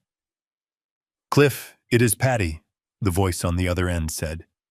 "The funds are positioned. The wire transfer is set for the closing date. Are we still green on the penalty clause?" I looked at Vanessa. She hadn't looked up. She was engrossed in calculating her commission. "Yes," I said into the phone. The collection is ready. I am ready to let it go." Patty improvised perfectly. "Understood. And the Malibu transfer? The taxes are prepaid?" "Yes," I said. "The taxes are handled. It is a big burden off my shoulders." Vanessa's highlighter stopped moving. She didn't turn around, but her posture stiffened. She was listening. "Okay," Patty said. "I will call you when the transaction is complete. Goodbye, Mr. Dalton." "Goodbye," I said. I hung up. I went back to the sink. "Who was that?" Vanessa asked. Her voice was casual, too casual. I paused. I let the silence hang for a second. "Just an old friend," I said. "You were talking about taxes," she said, swiveling around, "and transfers. Do you have money you are hiding from us, Cliff? Because if you do, and you are living here for free, that is fraud." I stood up, holding the wrench. I looked her in the eye. "I was selling my stamp collection, Vanessa," I lied. "It is the last thing I have. I found a buyer online. He is wiring me $200 for the whole set. I just wanted to make sure the shipping taxes were covered." She stared at me. For a moment, doubt flickered in her eyes. Malibu. Why would a stamp collection involve Malibu? But then she looked at my greasy shirt. She looked at the wrench. She looked at the man she had beaten down. "Stamp collection," she scoffed. "Jesus, Cliff. You had me worried for a second. I thought you were actually doing something important. $200? That won't even cover the water bill you ran up this month." She turned back to her papers. "Make sure you fix that disposal properly," she muttered. "I don't want the inspector to find any faults. Not that there is an inspection. God, I love corporate buyers. They are so stupid with their money." I went back under the sink. I tightened the bolt. I smiled in the darkness of the cabinet. "Stupid," I whispered. "Yes, someone is definitely being stupid." The final test came the night before the closing. I decided to leave a physical trail. I knew Vanessa checked the recycling bin. She was paranoid about identity theft and checked every piece of paper before it went to the curb. I sat in the basement and drafted a document on my old laptop. It was a simple spreadsheet. It listed 3 properties: Napa Harvest Yield, Q4, Midwest Solar Lease, Year 5, and Malibu Estate, Maintenance Schedule. I printed it out on the dusty printer I had stashed in a box. I crumpled the paper up, smoothed it out, then tore it in half. I took the half that said Malibu Estate and Napa Harvest and walked upstairs. It was late. The house was dark. I walked to the kitchen and opened the recycling bin. I placed the torn paper right on top of a stack of glossy real estate magazines Vanessa had thrown away. The next morning, I woke up to the sound of screaming. It wasn't fear. It was laughter. Mocking, hysterical laughter. I went upstairs. Vanessa was standing in the kitchen, holding the torn piece of paper. Brandon was drinking coffee, looking confused. "Look at this!" Vanessa shrieked when she saw me. She waved the paper in my face. "Look what your father is doing now, Brandon." She handed the paper to Brandon. "Napa Harvest? Malibu Estate?" She read the words out loud, using a mocking, aristocratic accent. "Cliff, are you feeling okay? Do we need to up your dosage?" I stood there, blinking. I don't know what that is," I said. "Don't lie," she laughed. "I found it in the bin." "You printed this out. What is this? Is this your fantasy life? Do you sit down there in the dark and pretend you own vineyards? Pretend you have a house in Malibu?" She wiped a tear of laughter from her eye. "It is sad, really. It is pathological. You are so desperate to be someone, Cliff, that you are inventing spreadsheets for imaginary assets." Brandon looked at the paper. He looked disturbed. "Dad, is this true?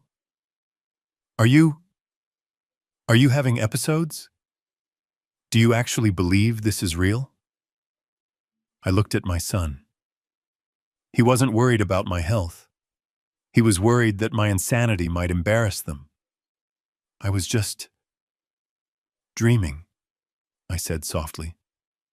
"A man can dream, can't he?" Vanessa crumpled the paper up and threw it back in the trash. "Dream on your own time, Cliff, and stop wasting my printer paper. Ink is expensive." She grabbed her purse. "Come on, Brandon, we have to get to the title company. Gavin is waiting. Today is the day we get paid. Today is the day we get rid of the dead weight." She walked past me, brushing my shoulder. "Maybe with your $200 from the stamp collection, you can buy a map," she whispered. "So you can find your way to reality." They left. The door slammed. The house was quiet. I walked over to the trash can. I picked up the crumpled paper. I smoothed it out. "Reality," I said to the empty kitchen. "You have no idea how hard reality is about to hit you." I went to the window and watched their car pull out of the driveway. They were speeding. They were rushing toward the cliff edge, and I was the one who had cut the brakes. I went downstairs and put on my suit. My real suit. The one I had worn to my wife's funeral. The one I had worn to my father's funeral. And the one I would wear to the funeral of their greed. I checked my watch. The closing was at 10. I had an hour. I called Patty. "I am coming," I said. "See you there, partner," she replied. I walked out of the house. I didn't lock the door. It wouldn't be their house much longer anyway. The escape from my own house was a military operation. I waited until the digital clock on the microwave flashed 1 in the morning. The house was silent, save for the hum of the refrigerator and the rhythmic ticking of the grandfather clock in the hall. A clock my father had built, which Vanessa had threatened to paint white to match her farmhouse chic aesthetic. I slipped out of the basement, my shoes in my hand, stepping only on the edges of the staircase where the wood was less likely to groan. I was not sneaking out to meet a lover or to commit a crime. I was sneaking out to buy my own life back. I walked 3 miles in the biting Chicago wind to a 24-hour diner called the Greasy Spoon. It was the kind of place Vanessa would rather die than be seen in. The windows were yellowed with decades of nicotine and grease, and the neon sign out front buzzed with a dying electrical hum. It was perfect. It was the last place on earth anyone would look for a multimillionaire. I pushed open the door, the bell jingling cheerfully, a stark contrast to my mood. The diner was nearly empty. A truck driver hunched over a plate of eggs in the corner, and a waitress with tired eyes and a name tag that read Barb was wiping down the counter. And there, in the back booth, sitting underneath a flickering fluorescent light, was Patty Moore. She looked out of place yet completely in command. She was wearing a trench coat over her pajamas, her silver hair pulled back in a severe bun. On the cracked laminate table in front of her sat a thick stack of legal documents and 2 cups of black coffee. I slid into the booth opposite her. The vinyl seat was torn, patched with duct tape that snagged on my trousers. "You look terrible, Cliff," Patty said, pushing one of the mugs toward me. Her voice was devoid of pity, just stating a fact. "I feel terrible," I admitted, wrapping my freezing hands around the warm ceramic. "I am living in a refrigerator, Patty. I am eating garbage. My back hurts so much I can barely stand up straight." "Then let's make this quick," she said, tapping the stack of papers. "This is it. The nuclear option." She flipped open the file. The first page bore the name we had chosen: Osiris Ventures, LLC. "I registered the company in Delaware this morning," Patty explained, her finger tracing the lines of text. "The registered agent is a shell firm. There is no trail leading back to you. As far as the world is concerned, Osiris Ventures is a faceless investment group with too much money and zero emotional attachment." "And the offer?" I asked. She flipped to the next page. The purchase agreement. Full asking price plus 20%. Cash. 7-day close. No inspection. I looked at the number. It was staggering. It was enough money to solve all their problems. It was enough money to make them feel invincible. "They will take it," I whispered. "They won't even hesitate." "That is the point," Patty said. "We are dangling a steak in front of starving wolves. They will swallow the hook before they even taste the meat." She turned the page again, revealing a dense block of text highlighted in yellow. "Now this is the trap," she said, her voice dropping lower. "Section 4, Clause B, the Occupancy and Asset Preservation Clause." I leaned in, squinting at the fine print. "Read it, Cliff," I read. "The seller agrees to vacate the property within 48 hours of closing. Furthermore, the seller agrees that all fixtures, appliances, and treatments present during the initial viewing are part of the sale. Any damage, removal, or alteration of the property or its contents prior to the final transfer of possession will result in a breach of contract. In the event of a breach, the seller is liable for liquidated damages equal to 3 times the earnest money deposit, plus all legal fees." "And here is the kicker," Patty said, pointing to the next paragraph. "The buyer reserves the right to place a lien on any and all assets of the seller to satisfy this debt, effective immediately upon the determination of a breach." I looked up at her. "They are going to breach it," I said. "I know them. They are going to take the chandeliers. They are going to take the expensive curtains. Vanessa thinks the appliances are hers because she picked them out." "Exactly," Patty smiled, a cold, shark-like expression. "And the moment they unscrew a single light bulb, or the moment they stay 1 hour past the deadline because they are too busy spending the money to pack, we own them." "But the money," I said, hesitating. "I am wiring them $500,000, Patty. What if they run? What if they take the cash and disappear before we can sue them?" Patty shook her head. "They won't run, because of Section 5. The fund's disbursement hold." She showed me another page. "The money doesn't go to their personal account immediately. It goes into an escrow account controlled by the title company, which, by the way, is a subsidiary of my firm. The funds are released only after the final walkthrough confirms the property is vacant and intact. So they will think they have the money," I realized. "They will see the numbers on the screen." "But they cannot touch the principal," Patty finished. "However, and this is the beautiful part, the contract allows for a pre-release of 10% for moving expenses. That is $50,000. $50,000, I repeated.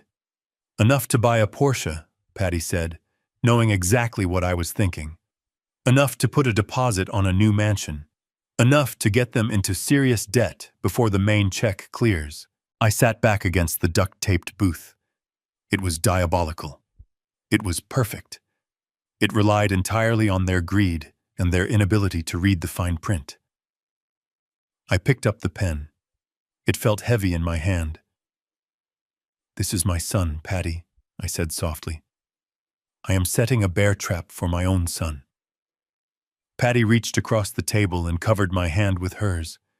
Her skin was warm, a stark contrast to the cold that had settled in my bones over the last 2 weeks. "No, Cliff, you are not setting a trap. You are giving a test. If Brandon reads the contract, if he acts with integrity, if he treats the house with respect, he walks away with $500,000. He wins. All he has to do is be a decent human being." We both knew the answer to that. We both knew that decency had left the Dalton household a long time ago. "He will fail," I said. "Then he learns," she replied. "Sign the papers, Cliff." I looked at the signature line. Osiris Ventures, by authorized signatory. I pressed the pen to the paper. The ink flowed smoothly, black and permanent. I signed a name that wasn't mine. I signed as the ghost in the machine. "There," I said, pushing the stack back to her. "It is done." Patty organized the papers efficiently, sliding them back into her leather briefcase. "I will have the offer on their realtor's desk by 9 a.m., she said. "Get ready for the show." She stood up, buttoning her trench coat. She looked at me, her expression softening for a fraction of a second. "Are you sure you are okay down there? In the basement?" "I can get you a hotel, Cliff. We can say it is a distant relative helping you out." "No," I said, standing up. "I need to be there. I need to see it. I need to see their faces when they think they have won. It is the only thing keeping me warm." Patty nodded. She reached into her pocket and pulled out a small, foil-wrapped package. "Here, a bagel with cream cheese." I swiped it from the break room. "It is better than garbage." "Thank you," I said, taking the food. It felt like a bar of gold. I watched her walk out of the diner, a warrior in a trench coat. I waited 5 minutes, finishing my coffee. Then I stepped back out into the night. The wind had picked up. It howled through the streets of Chicago, cutting through my thin jacket. But as I walked the 3 miles back to my prison, I didn't feel the cold. I felt the heat of the burning fuse I had just lit. I slipped back into the house just as the sun was beginning to bruise the horizon purple. I crept down the stairs, silent as a shadow. I lay on my cot, listening to the house wake up. I heard Vanessa's alarm go off. I heard the shower run. I heard the coffee grinder. And then, about 3 hours later, I heard the scream. It wasn't a scream of terror. It was a scream of ecstasy. "Oh my God! Brandon, come here! Look at this email!" I lay in the dark, staring at the ceiling, a smile spreading across my face. They had bitten the apple. Now, all I had to do was wait for the poison to work. I got up and went to the utility sink. I splashed cold water on my face. I looked at myself in the mirror. The man looking back wasn't the sad, broken retiree from the funeral. He was the CEO of Osiris Ventures, and he was about to conduct a very hostile takeover. I went upstairs to play my part. I shuffled into the kitchen, rubbing my eyes, looking confused. "What is all the noise?" I mumbled. Vanessa turned to me, her face flushed with victory. She looked at me like I was a bug she had already squashed. "We just sold the house, Cliff," she announced, waving her phone. "And we are going to be rich." I looked at the phone. I looked at the offer I had signed just hours ago in a booth that smelled of bacon grease. "Congratulations," I said. "I hope you read the contract carefully." Vanessa laughed. "I don't need to read it, Cliff. I just need to read the zeros." She turned her back on me. "Pack your trash, old man," she said over her shoulder. "You are moving out." I went back downstairs. I packed nothing. I knew I wasn't going anywhere. But they were. They were going straight to hell, and I was the one driving the bus. The executioner arrived at 9 o'clock sharp. His name was Gavin Ross, and he did not carry an axe. He carried a faux leather briefcase and wore a suit that was too shiny under the kitchen lights. He smelled of stale tobacco and cheap cologne, the scent of a man who chased ambulances and quick settlements.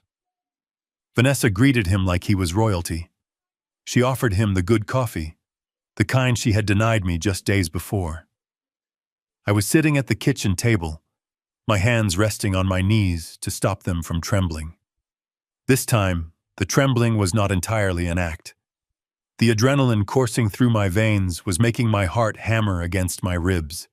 I was about to commit fraud to catch a thief. It was a dangerous line to walk, but I had crossed the point of no return long ago. "Cliff, pay attention," Vanessa snapped, placing a thick stack of documents in front of me.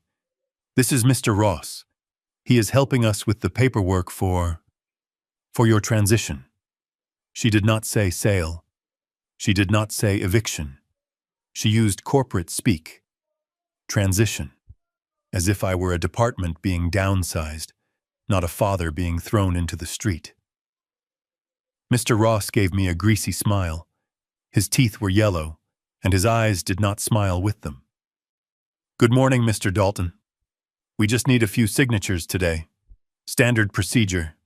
Just to get your assets liquid so your son can manage your care better." Care. That was the word they were using. I looked at the document. The header was folded over. I could not see the words real estate purchase agreement. I could only see the signature line at the bottom. "What am I signing?" I asked, my voice weak and raspy. "I told you, Cliff," Vanessa said, her patience already wearing thin. "It is for your health insurance and the nursing home application. We need to show that you have financial backing, so they will give you a room with a window."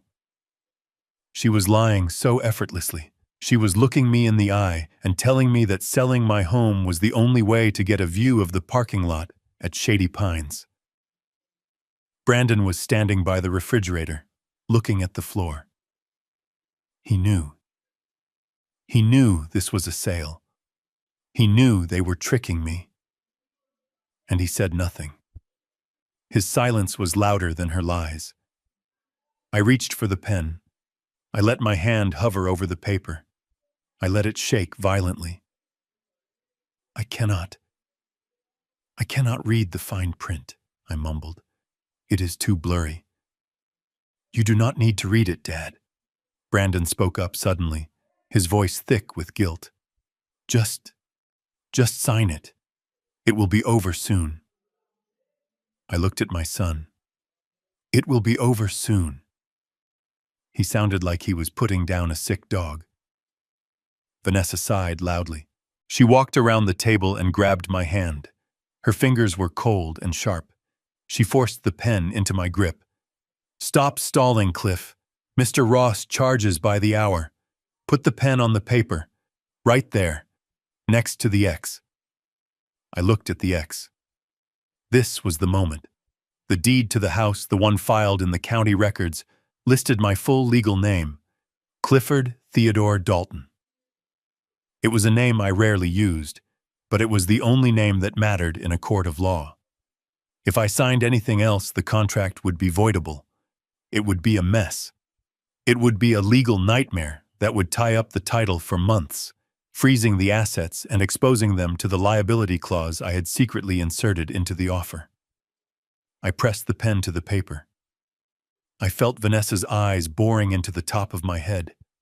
I felt Gavin's greedy anticipation. I started to write.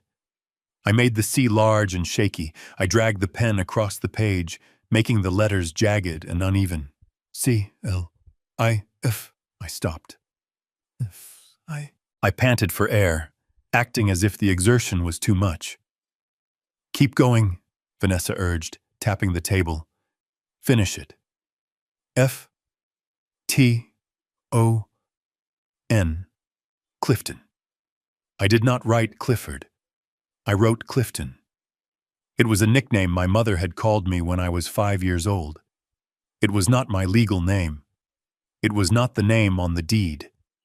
And then, for the middle initial, instead of T for Theodore, I wrote a shaky J. Clifton J. Dalton.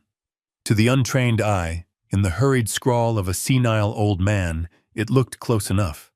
But to a forensic accountant or a title officer doing a final audit, it was a glaring error. It was a signature that did not match the owner of the property.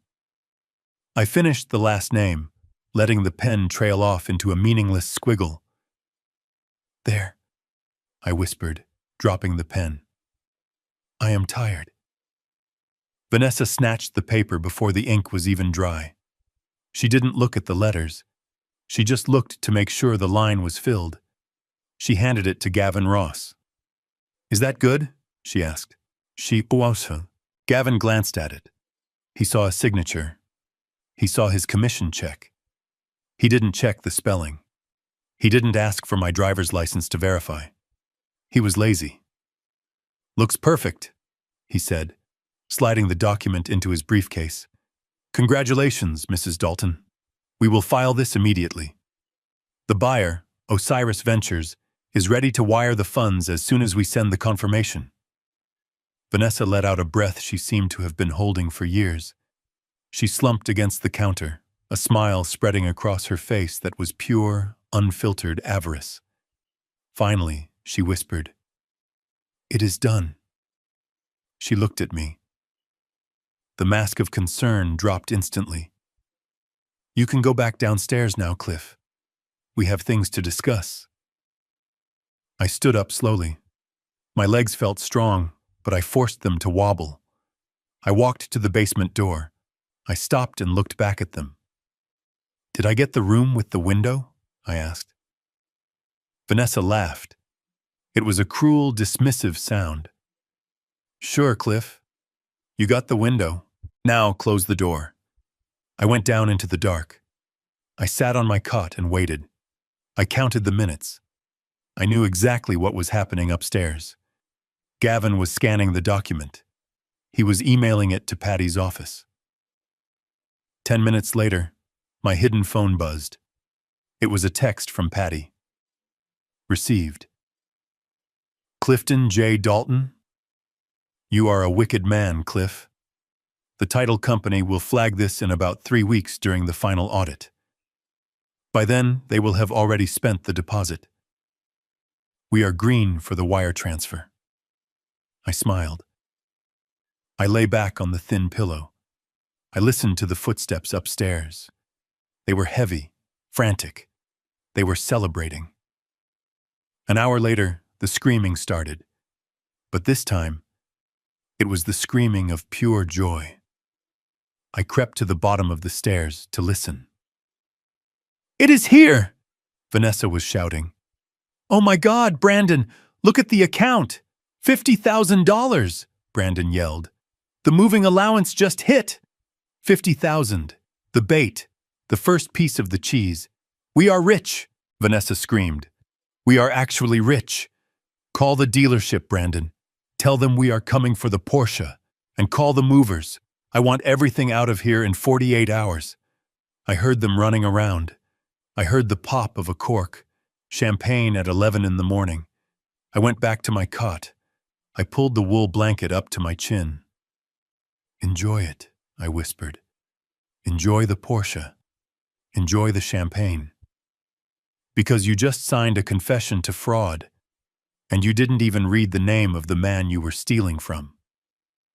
The next 2 days were a blur of chaotic activity. They were like locusts. They stripped the house. They didn't just pack their clothes. They packed the things that were legally part of the house. I watched from the shadows as Vanessa ordered the movers to take the curtains. The expensive, custom-made silk drapes that were listed in the fixtures and fittings clause of the contract. "Take them," she ordered the men. "They are Italian silk. I am not leaving them for some faceless corporation." She took the light fixtures. She actually had an electrician come in and remove the crystal chandelier from the dining room, replacing it with a $5 plastic bulb socket. That chandelier belonged to my grandmother, she lied to the electrician. It is a family heirloom. It wasn't. I had bought it at Home Depot 5 years ago. But I said nothing. I let her take it. Every item she removed was another nail in her coffin. Every screw she turned was a breach of contract. Clause 4B. Any removal of fixtures results in a penalty of 3 times the deposit. She was racking up debt by the minute. She took the smart thermostat. She took the bathroom mirrors. She even took the batteries out of the smoke detectors. It was petty. It was pathological. And then came the final insult. It was the morning of the move. The moving truck was idling in the driveway, belching gray smoke into the winter air. A brand new black Porsche Cayenne sat next to it, gleaming in the sun. Vanessa came down to the basement. She was wearing a fur coat. She looked like a movie star. She looked at me sitting on the cot in the cold. "All right, Cliff," she said. "This is it. We are leaving." She threw a piece of paper on the floor. "Here is the address of the motel. It is called the Bluebird Inn. It is on the highway. I paid for 2 nights. After that, the social worker will contact you about the state home." She didn't offer me a ride. She didn't offer to help me carry my 2 boxes. "You are leaving me here?" I asked. "How do I get there? Uber?" She shrugged. "Walk? You have legs, Cliff. Figure it out." She turned to leave, then stopped. She looked around the basement. "Make sure you sweep up before you leave. I don't want the new owners to think we were pigs." She walked up the stairs. I heard her heels clicking on the wood for the last time. I heard the front door slam. I heard the engine of the Porsche roar to life. I heard them drive away. I was alone. I sat in the silence for a long time. Then I stood up. I didn't sweep the floor. I walked upstairs. The house was a skeleton. Holes in the walls where pictures used to be. Wires dangling from the ceiling where lights used to be. It looked like a war zone. I walked to the kitchen. The refrigerator was gone. They had taken the refrigerator. I pulled out my phone. I dialed Patty. "They are gone," I said. "Did they take the fixtures?" she asked. "They took everything, Patty. They took the curtains. They took the chandelier. They took the fridge." Patty let out a low whistle. "That is a direct violation of Clause 4B. And since they have already spent the deposit on the car, they are in default," I finished. "Immediately," she said. "I am triggering the lien. I am freezing the main escrow account. And Cliff, yes, I am calling the police. Theft of fixtures over $5,000 is a felony." I looked around the empty shell of my home. "Do it," I said. I hung up. I walked to the window. I watched the snow falling on the driveway where the Porsche had just been. I put on my coat. I picked up my 2 boxes. I wasn't going to the Bluebird Inn. I was going to the finest hotel in Chicago. I had a celebration to attend. My own. I walked out the front door, leaving it unlocked. There was nothing left to steal. The thieves had already taken the bait, and the steel jaws of the trap were swinging shut. The silence in the kitchen was heavy, the kind of silence that precedes a thunderclap. Gavin Ross, the lawyer whose suit seemed to shrink every time he inhaled, placed his phone on the granite countertop. We were all staring at it. Vanessa was gripping the edge of the island so hard her manicured nails were turning white. Brandon was pacing near the refrigerator, chewing on his thumbnail. I sat in the corner on a wooden stool, pretending to be invisible. Pretending to be the senile old man who didn't understand that the digital numbers on a screen were about to change our lives forever. We were waiting for the confirmation, the wire transfer. According to the contract I had signed in the diner with Patty, Osiris Ventures was set to release the good faith deposit immediately upon the receipt of the signed purchase agreement. It wasn't the full amount. It was the $50,000 moving allowance, a sweetener Patty had designed specifically to trigger their greed. It was the cheese in the mousetrap. "It has been 10 minutes, Vanessa hissed, glaring at Gavin. "You said it was an instant transfer." "Why isn't it here?" "These things take time, Mrs. Dalton," Gavin said, wiping a bead of sweat from his upper lip. "Banking protocols, compliance checks. Osiris Ventures is a major entity. They probably have layers of authorization."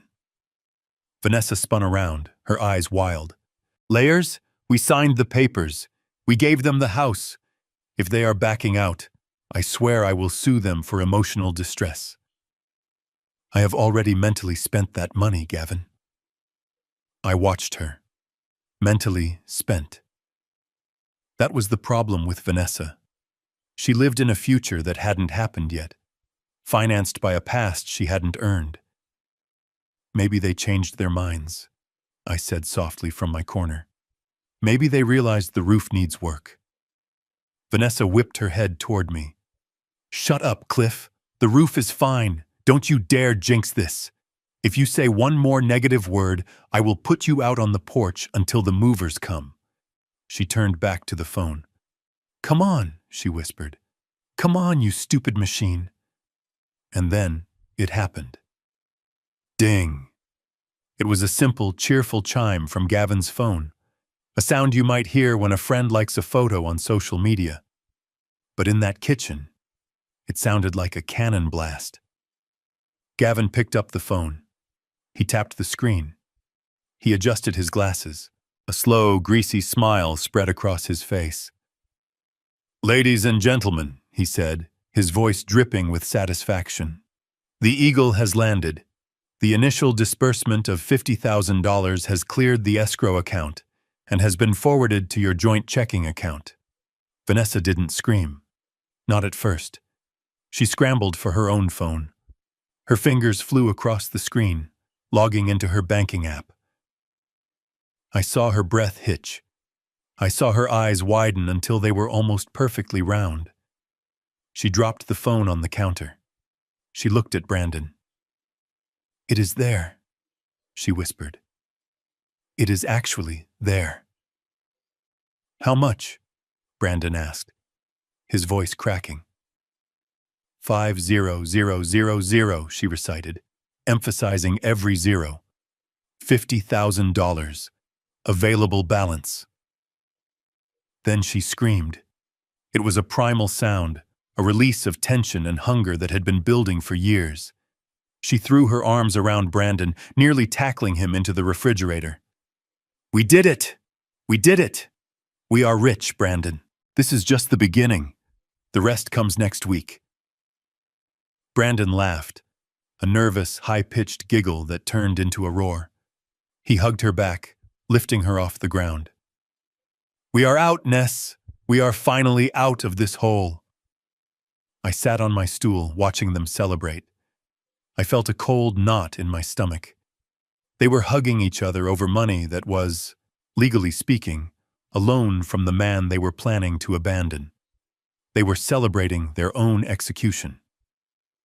Vanessa pulled away, her face flushed, her eyes bright with a feverish intensity. She turned to Gavin. "When does the rest hit? The big chunk?" 7 days, Gavin said, closing his briefcase. "As soon as the final walkthrough is confirmed and the keys are handed over. But this 50,000? This is yours. Consider it a signing bonus. Use it for the movers, for the hotel. For the car," Vanessa interrupted. She looked at Brandon. "The dealership closes at 6. If we leave now, we can get there in 20 minutes. Ness?" Brandon hesitated. "Maybe we should wait? We still have to pack. We have to organize the movers. 50,000 is a lot, but maybe we should save it for the down payment on the new place." Vanessa's face hardened. The joy evaporated, replaced by the steely determination that ruled their marriage. Brandon, look at me. We have been driving that second-hand sedan for 5 years. I am a top-tier realtor now. I just sold a house to an international conglomerate. I need to look the part. Image is everything. If I pull up to the closing in a Porsche, it sends a message. It says we are winners. But the packing. We can hire packers, Vanessa shouted, gesturing around the kitchen. We have money now. We don't have to pack boxes like peasants. We hire people to do that. We hire people to clean. We are moving up, Brandon. Stop thinking like a poor person. She grabbed her purse. She grabbed the keys to their old car. We are going. Now. Gavin, you can show yourself out? Of course, Gavin said, bowing slightly. I will be in touch regarding the final documents. Vanessa grabbed Brandon's hand and dragged him toward the door. She didn't look at me. She didn't acknowledge the man sitting in the corner, the man whose bank account had just funded her fantasy. Wait, I called out. Vanessa stopped in the doorway, her back to me. She turned her head slowly, impatience radiating from her silhouette. What, Cliff? We are in a hurry. That money, I said, keeping my voice steady. The contract said it was for moving expenses. Are you sure you can use it for a car? Vanessa laughed. It was a sound of pure pity. Oh, Cliff, you really don't understand how the world works, do you? Money is fungible. Once it is in my account, it is my money. I can buy a car, I can buy a boat, I can burn it in the driveway if I want to. It is called liquidity. Look it up. But if the deal falls through, I started. It won't fall through, she snapped. The money is in the bank.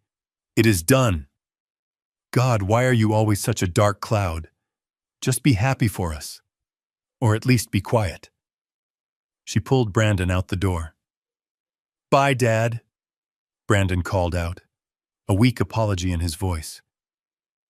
We will bring you back, dinner. The door slammed. I listened to their car start up. I listened to them peel out of the driveway, rushing toward the luxury car dealership on the highway. I was left alone in the kitchen with Gavin Ross. He looked at me.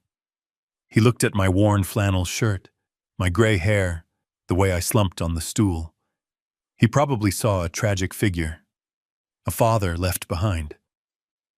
Well, Mr. Dalton, Gavin said, checking his watch. It seems things are working out. I looked at him. I saw the greed in his eyes, too. He was calculating his own cut of the deal. Do you think they will buy the Porsche? I asked. Gavin chuckled. Knowing your daughter-in-law?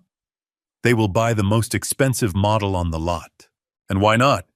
They just won the lottery. He picked up his briefcase. You should start packing your things, Mr. Dalton. The new owners, Osiris Ventures, they are very strict about deadlines. You don't want to be here when their security team arrives. I smiled.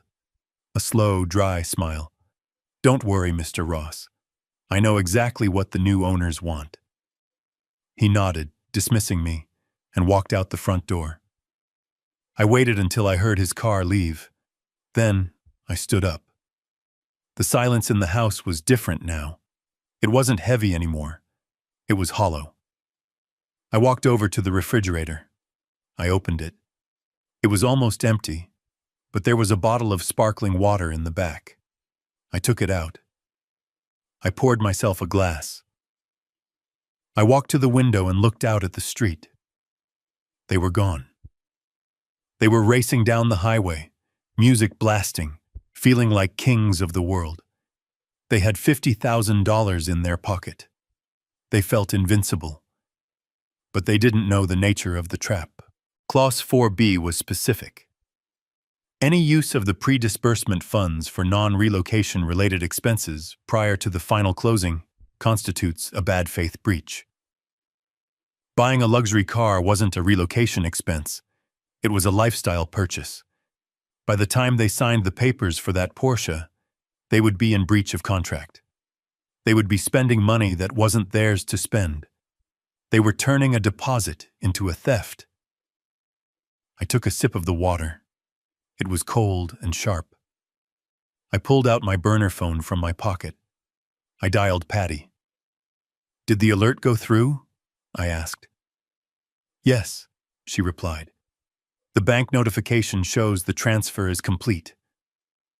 "They just left to buy a Porsche," I said. Patty was silent for a moment. Then she let out a low whistle. "They are not wasting any time, are they?" "No," I said. "They are efficient at digging their own graves." "Document it," Patty said. "Get the receipt if you can, or just wait for them to drive it home. The VIN number will be enough to prove the asset was purchased with our funds." "I will be watching," I promised. I hung up. I went back downstairs to the basement. It was still cold, but the cold didn't bother me as much. I sat on my cot and closed my eyes. I imagined the showroom. I imagined the smell of new leather. I imagined the salesman handing Vanessa the keys. I imagined her signing the check. "Sign it, Vanessa," I whispered in the dark. "Sign your name. Make it legible. Because that signature is going to cost you a lot more than $50,000. I lay there for hours, waiting for the sound of a new engine, waiting for the return of the prodigal son and his queen. They thought they were bringing home a trophy, but they were bringing home a Trojan horse, built of German engineering and financed by their own destruction. Around 7 o'clock, headlights swept across the basement window. Twin beams of high-intensity LED light. I heard the purr of a powerful engine. It didn't sound like their old sedan. It sounded like a beast. I heard car doors slam. I heard Vanessa's voice, shrill and excited. "Look at it, Brandon! Look how it shines!" I got up. I climbed the stairs. I opened the door just a crack. They were in the kitchen again. They were laden with bags. Takeout food, but expensive takeout. Sushi, steaks, and on the counter, Vanessa threw a set of keys. The fob was heavy, black, and bore a golden crest. She saw me peeking out. "Come on out, Cliff," she shouted. "Come see what success looks like." I stepped into the kitchen. "You bought it?" I asked. "Bought it?" She laughed. "We conquered it. A Cayenne turbo, black on black, heated seats, panoramic roof. It is a spaceship, Cliff." She grabbed a piece of sushi and popped it into her mouth. "And this," she gestured with her chopsticks. "This is our last meal in this dump. Tomorrow the packers come. Tonight, we feast." She pushed a plastic container toward me. "Here, California rolls. We figured you might be hungry. Don't say we never gave you anything." I looked at the sushi. I looked at the keys. "Thank you," I said. I took the food. I retreated to the basement. I didn't eat the sushi. I sat on my cot and took out my notebook. I wrote down the date. I wrote down the time. I wrote down Item 1, Porsche Cayenne. Purchased with restricted funds. The list was just beginning, and the bill was coming due. The black Porsche Cayenne was not just a car. In the moonlight, it looked like a weapon. It sat in the driveway, its polished surface reflecting the distorted image of the house they had just sold out from under me. I stood at the small, grime-streaked window of the basement, watching them admire it. Vanessa was running her hand over the hood as if it were the skin of a lover. Brandon was kicking the tires, looking terrified and exhilarated all at once. They had spent nearly the entire moving allowance in a single afternoon. $50,000. Gone. Burned on a status symbol that would depreciate the moment they drove it off the lot. I watched them unload the trunk. It wasn't just the car. They were laden with bags. Bright orange Hermes bags, black and white Chanel boxes. They hadn't just bought a vehicle. They had gone on a rampage. They were trying to buy a new identity, one purchase at a time. I took out my notebook and wrote it down. Luxury apparel, designer handbags, estimated value, $15,000. They were spending money they didn't have. On credit cards they planned to pay off with the next wire transfer. The transfer that was never coming. I heard the front door open, followed by the thud of heavy footsteps and manic laughter. I climbed the stairs slowly. I wanted to see the madness up close. I wanted to smell the desperation masked as success. When I entered the kitchen, it looked like a looting had taken place, but in reverse. The countertops were covered in silk, leather, and gold. Vanessa was holding up a pair of shoes with red soles, spinning in a circle. "Look at these, Cliff!" she shrieked when she saw me. "Do you know what these are? These are Christian Louboutin. They cost more than your first car." "They are very red," I said neutrally. She laughed, a sharp, brittle sound. "They are the color of power, Cliff. Something you wouldn't understand." Brandon was struggling to open a bottle of scotch.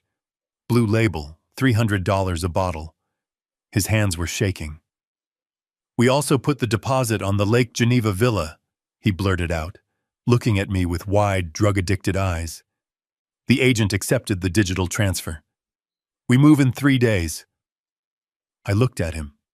"You put a deposit on a $2 million house?" I asked. "Using what funds?" "Using the equity, Dad," Brandon shouted, pouring the amber liquid into a crystal glass. "The equity from this house. It is practically ours already. We just bridged the gap with the credit cards. Once the Osiris money hits next week, we pay it all off. We are leveraging, Dad. It is high finance." It wasn't high finance. It was fraud.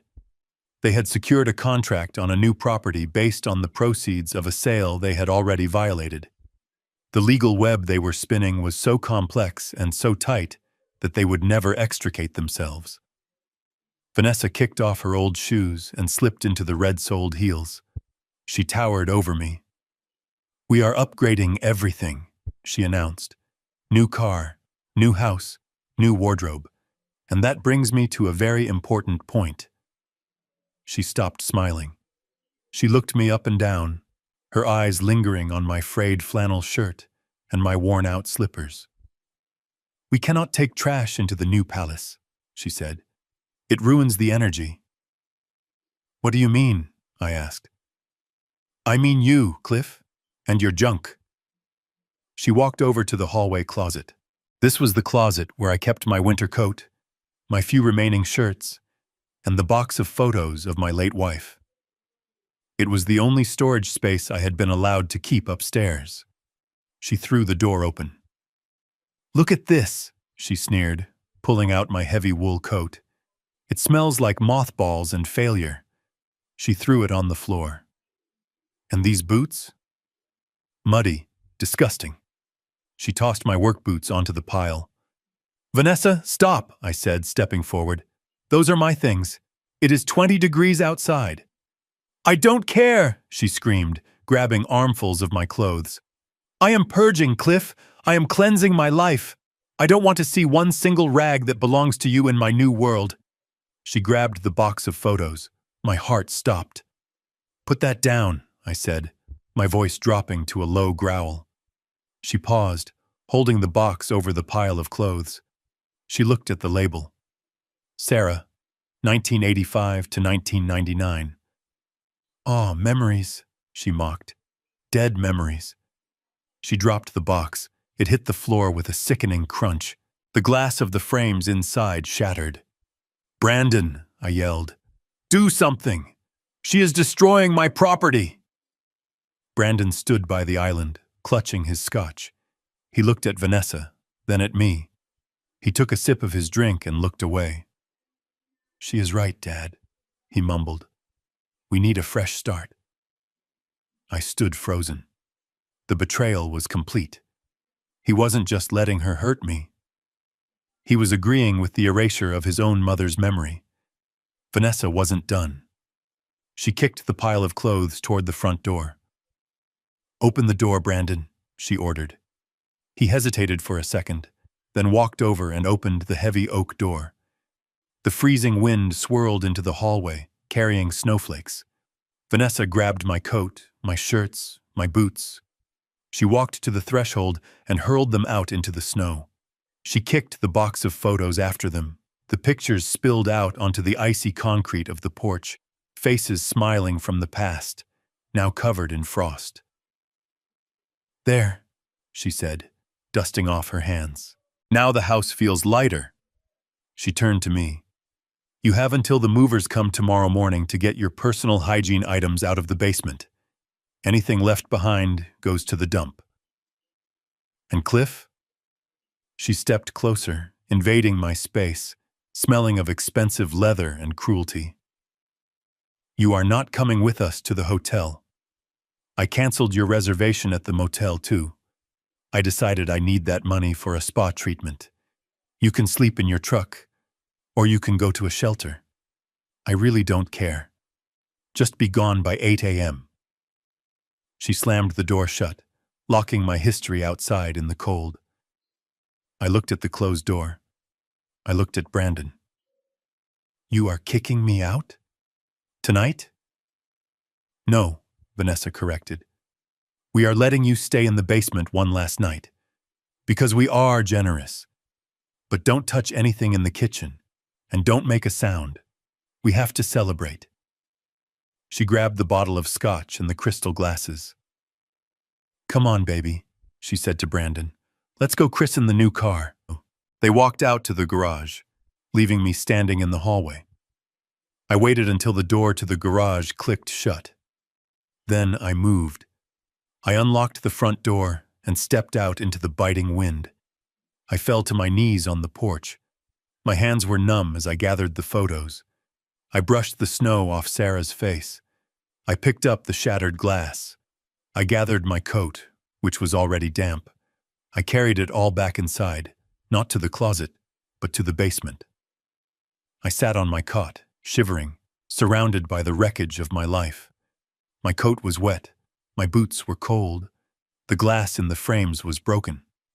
But as I looked at the pile of wet clothes, I didn't feel sadness. I felt a cold, hard clarity.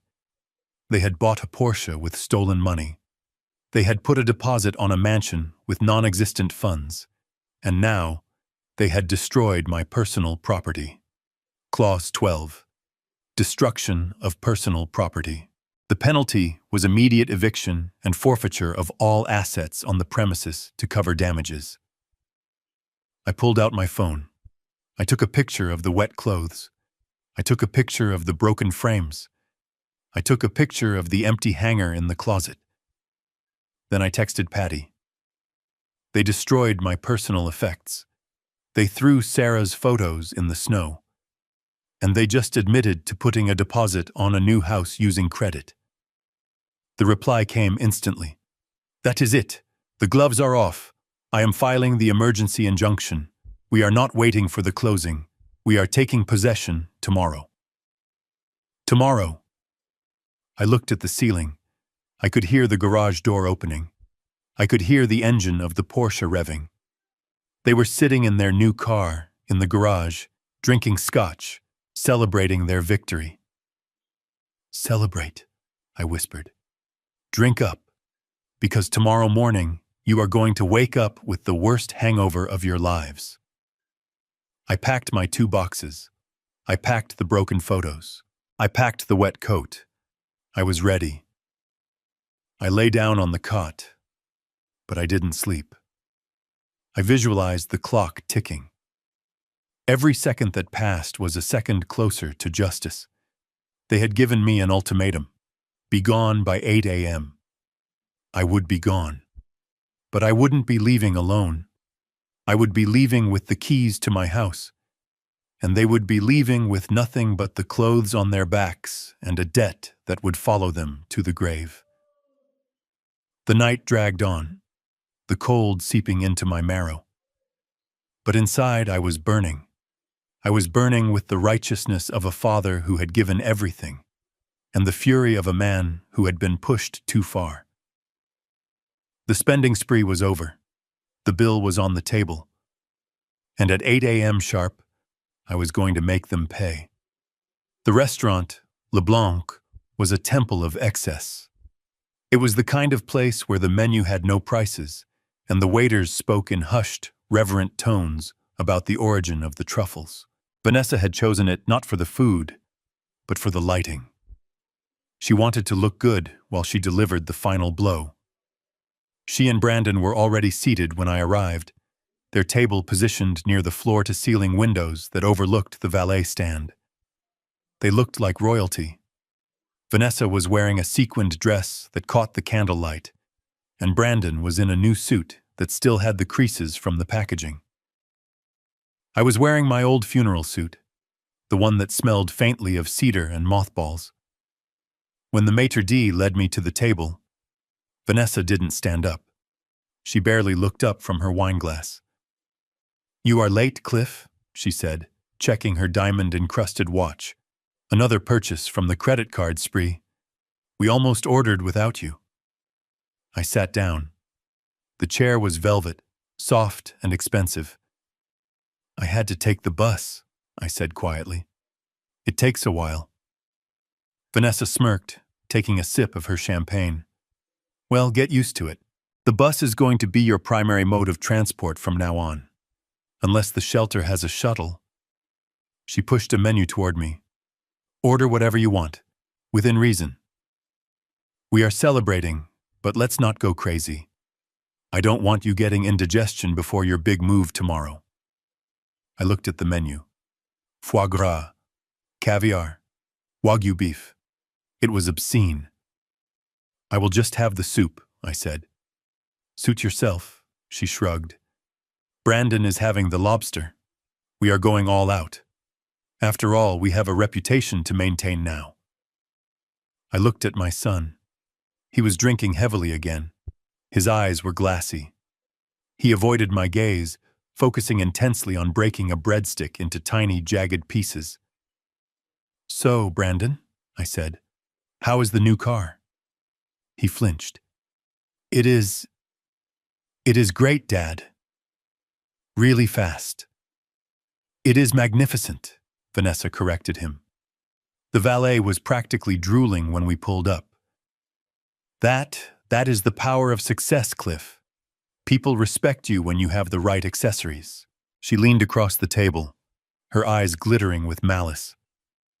"You know, Cliff," I was thinking, "since you are going to be living on state aid, maybe you should sell that old truck of yours.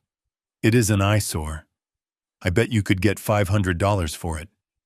That would buy you a lot of... What do you eat? Canned beans?" I folded my hands on the pristine white tablecloth. "I am not selling the truck, Vanessa, and I am not going to the shelter." She laughed, a loud, performative sound that made heads turn at nearby tables. "Oh, Cliff, denial is a river in Egypt, not a retirement plan. You have no money, you have no home, you have nothing. Tonight is charity, tomorrow is reality." She reached into her purse and pulled out a glossy brochure. She slapped it onto the table next to the bread basket. "Shady Pines State Facility." "I pulled some strings," she whispered. "I got you bumped up the waiting list. It is a shared room, 4 beds to a room. But hey, it is warm. You should be thanking me." I looked at the brochure. I looked at the woman who had terrorized my final years. I looked at the son who had let it happen. I pushed the brochure back. "I won't be needing this," I said.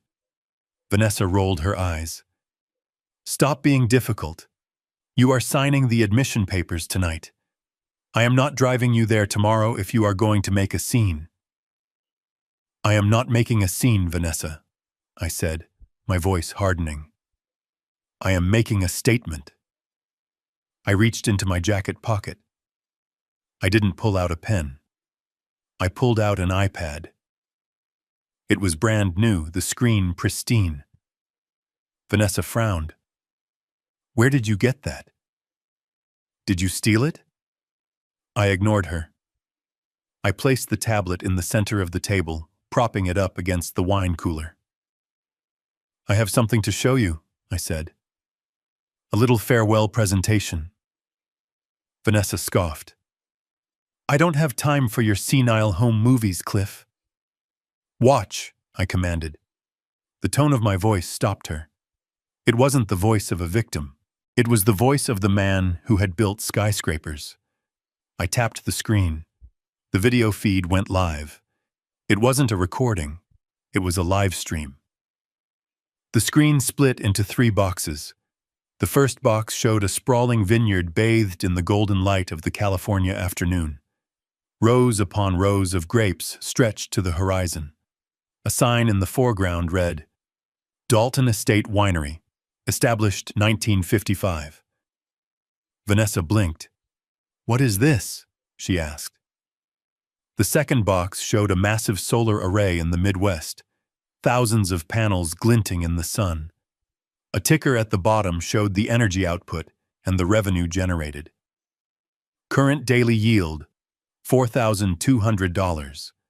And the third box showed the front door of the house we had just left. But it wasn't empty. A team of people in suits were standing there. And in the center, holding a clipboard, was Patty Moore. Vanessa went pale. She recognized the house. She recognized the lawyer. That is our house, she stammered. Who are those people? Why is there a camera there? I looked her in the eye. That is not your house, Vanessa. It never was. I tapped the screen again. The audio from the third feed turned on. Patty's voice came through, crisp and clear, cutting through the ambient noise of the restaurant. Mr. Dalton, we have completed the initial assessment of the property. The locks have been changed. The security team is in place. Vanessa grabbed the iPad, her hands shaking. Mr. Dalton? She whispered. Why is she calling you Mr. Dalton? Because I am the owner of Osiris Ventures, I said calmly. The silence that fell over the table was absolute. Brandon dropped his breadstick. Vanessa's mouth opened, but no sound came out. Osiris, she choked out. No, that is impossible. Osiris is a global fund. You are broke. You wash your clothes in a sink. I am the sole proprietor of Osiris Ventures LLC, I repeated. I bought the house, Vanessa. I bought it from you. Or rather, I tricked you into selling it back to me. But the money, Brandon stammered. The $50,000? The transfer? My money, I said. I transferred it from my left pocket to my right pocket, passing it through your hands just long enough for you to incriminate yourselves. Incriminate? Vanessa's voice rose to a screech. What are you talking about? We sold the house. It is a legal deal. I nodded to the screen. Patty? On the screen, Patty looked directly into the camera. She held up a document. Mrs. Dalton, Mr. Dalton, as of 6 p.m. this evening, you are in violation of multiple clauses of the purchase agreement. Specifically, Clause 4B, misappropriation of restricted funds. Vanessa shook her head frantically. No, that was a moving allowance. We can spend it however we want. Incorrect, Patty continued, her voice like a judge delivering a sentence. The contract states the funds are for relocation expenses only. Our forensic team has flagged a purchase of $72,000 at a luxury car dealership made at 5:45 p.m. today. That is a breach. So what? Vanessa yelled at the screen, ignoring the diners staring at us. We will pay it back. We have the rest of the money coming. There is no rest of the money, Patty said. The main escrow has been frozen. Furthermore, we have documented the removal of fixtures listed in the asset schedule. The chandelier, the drapes, the smart home system. That is theft, Mrs. Dalton. Grand larceny. Vanessa dropped the iPad. It clattered onto the table. You set us up, she hissed at me. You old bastard. You trapped us. I didn't set you up, I said, taking a sip of water. I gave you a test. I gave you $50,000 and a simple set of rules. You failed. You couldn't resist the greed. You couldn't resist the urge to show off. I stood up. I buttoned my old jacket. And then there is the personal property, I added. Clause 12, you threw my wife's photos in the snow. You destroyed my clothes. That triggers the immediate forfeiture clause. Forfeiture of what? Vanessa screamed. We have nothing left there. We took it all. Forfeiture of all assets, I said, including the ones you bought with my stolen money. I pointed out the window. Look. Vanessa and Brandon turned their heads. Outside, under the streetlights, a large flatbed tow truck had pulled up to the valet stand. The driver was already hooking chains to the axle of the shiny black Porsche Cayenne. No! Brandon yelled, jumping up. No, that is my car! He ran toward the window, banging on the glass. It is not your car, son, I said, my voice sad but firm. It is the bank's car. And since I hold the lien on your debt, it is effectively my car. Vanessa sat frozen in her chair. She watched as the tow truck lifted the front of her dream machine into the air. She watched as the valet stepped back, handing the keys to the driver. She watched her status symbol, her ticket to the high life, being dragged away like a piece of scrap metal. She turned to me. Her face was a mask of pure terror. Cliff, Dad, please, we can fix this. We can undo the sale.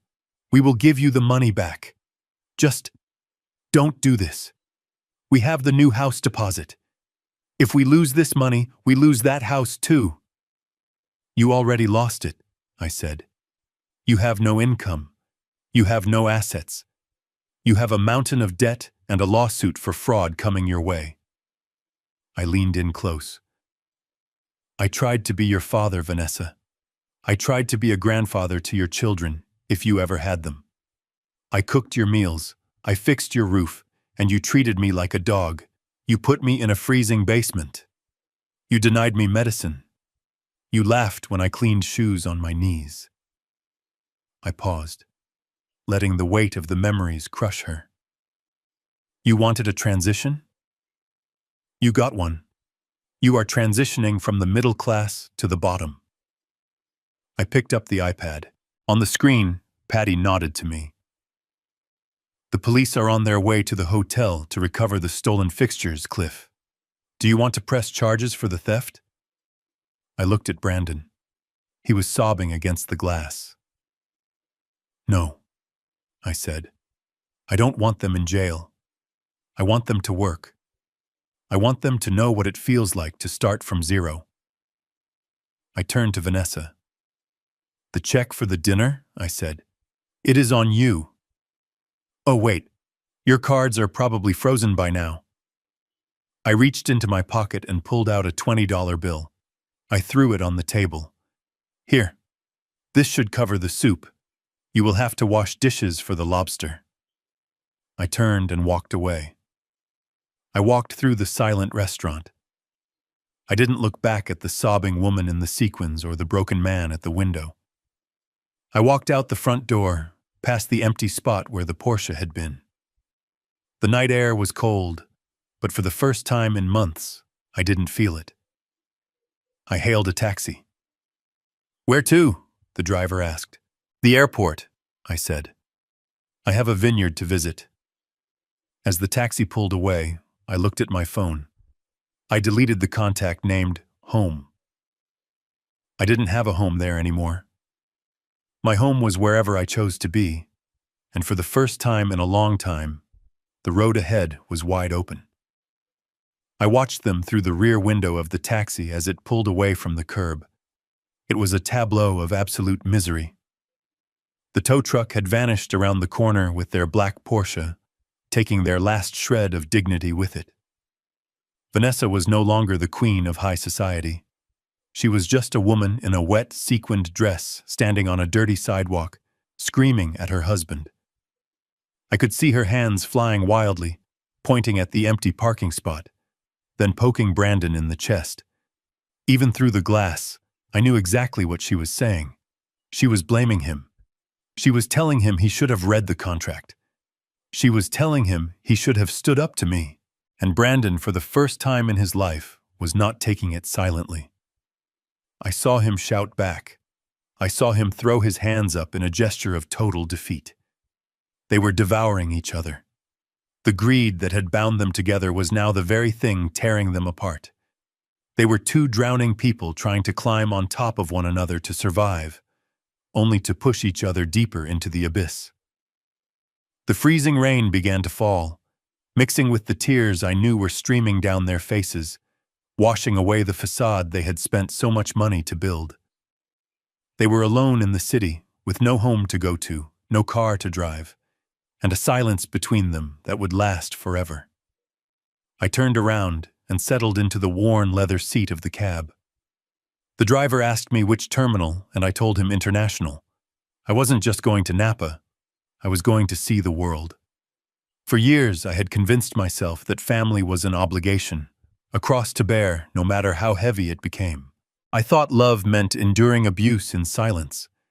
But as the city lights blurred past me, I realized that true family is not defined by DNA. It is defined by respect. It is defined by kindness. It is defined by the people who bring you soup when you are sick, not the ones who pour it on the floor. I had lost a son, yes, but I had regained myself. I touched the pocket of my jacket where my passport lay next to the deed to the vineyard. I was 68 years old, and my life was not ending. It was just beginning. I would build that school. I would grow those grapes. I would leave my legacy to people who actually understood the value of hard work. I closed my eyes and listened to the hum of the tires on the asphalt. It was the sweetest sound I had ever heard. It was the sound of freedom. I didn't hate Brandon and Vanessa. I just didn't care anymore. They were ghosts in my rearview mirror, fading smaller and smaller until they were gone completely. I took a deep breath, filled my lungs with the cool night air, and smiled. The cage was open, and the bird had flown. I learned that the heaviest burdens we carry are often the expectations of people who do not love us. For years, I thought being a good father meant enduring disrespect in silence, believing that sacrifice would eventually yield gratitude. But I was wrong. True family is not defined by whose DNA you share, but by who stands beside you when you have nothing to offer but yourself. Money can buy a luxury car or a mansion, but it cannot buy character, and it certainly cannot buy peace. If you are holding on to a relationship that hurts you just because you are afraid of being alone, let go. The solitude of freedom is far warmer than the cold company of those who only value your utility. It is never too late to rewrite your ending, and sometimes the best legacy you can leave is the example of standing up for your own dignity. If you believe that respect is worth more than any inheritance, hit that like button and subscribe to join our community of truth seekers.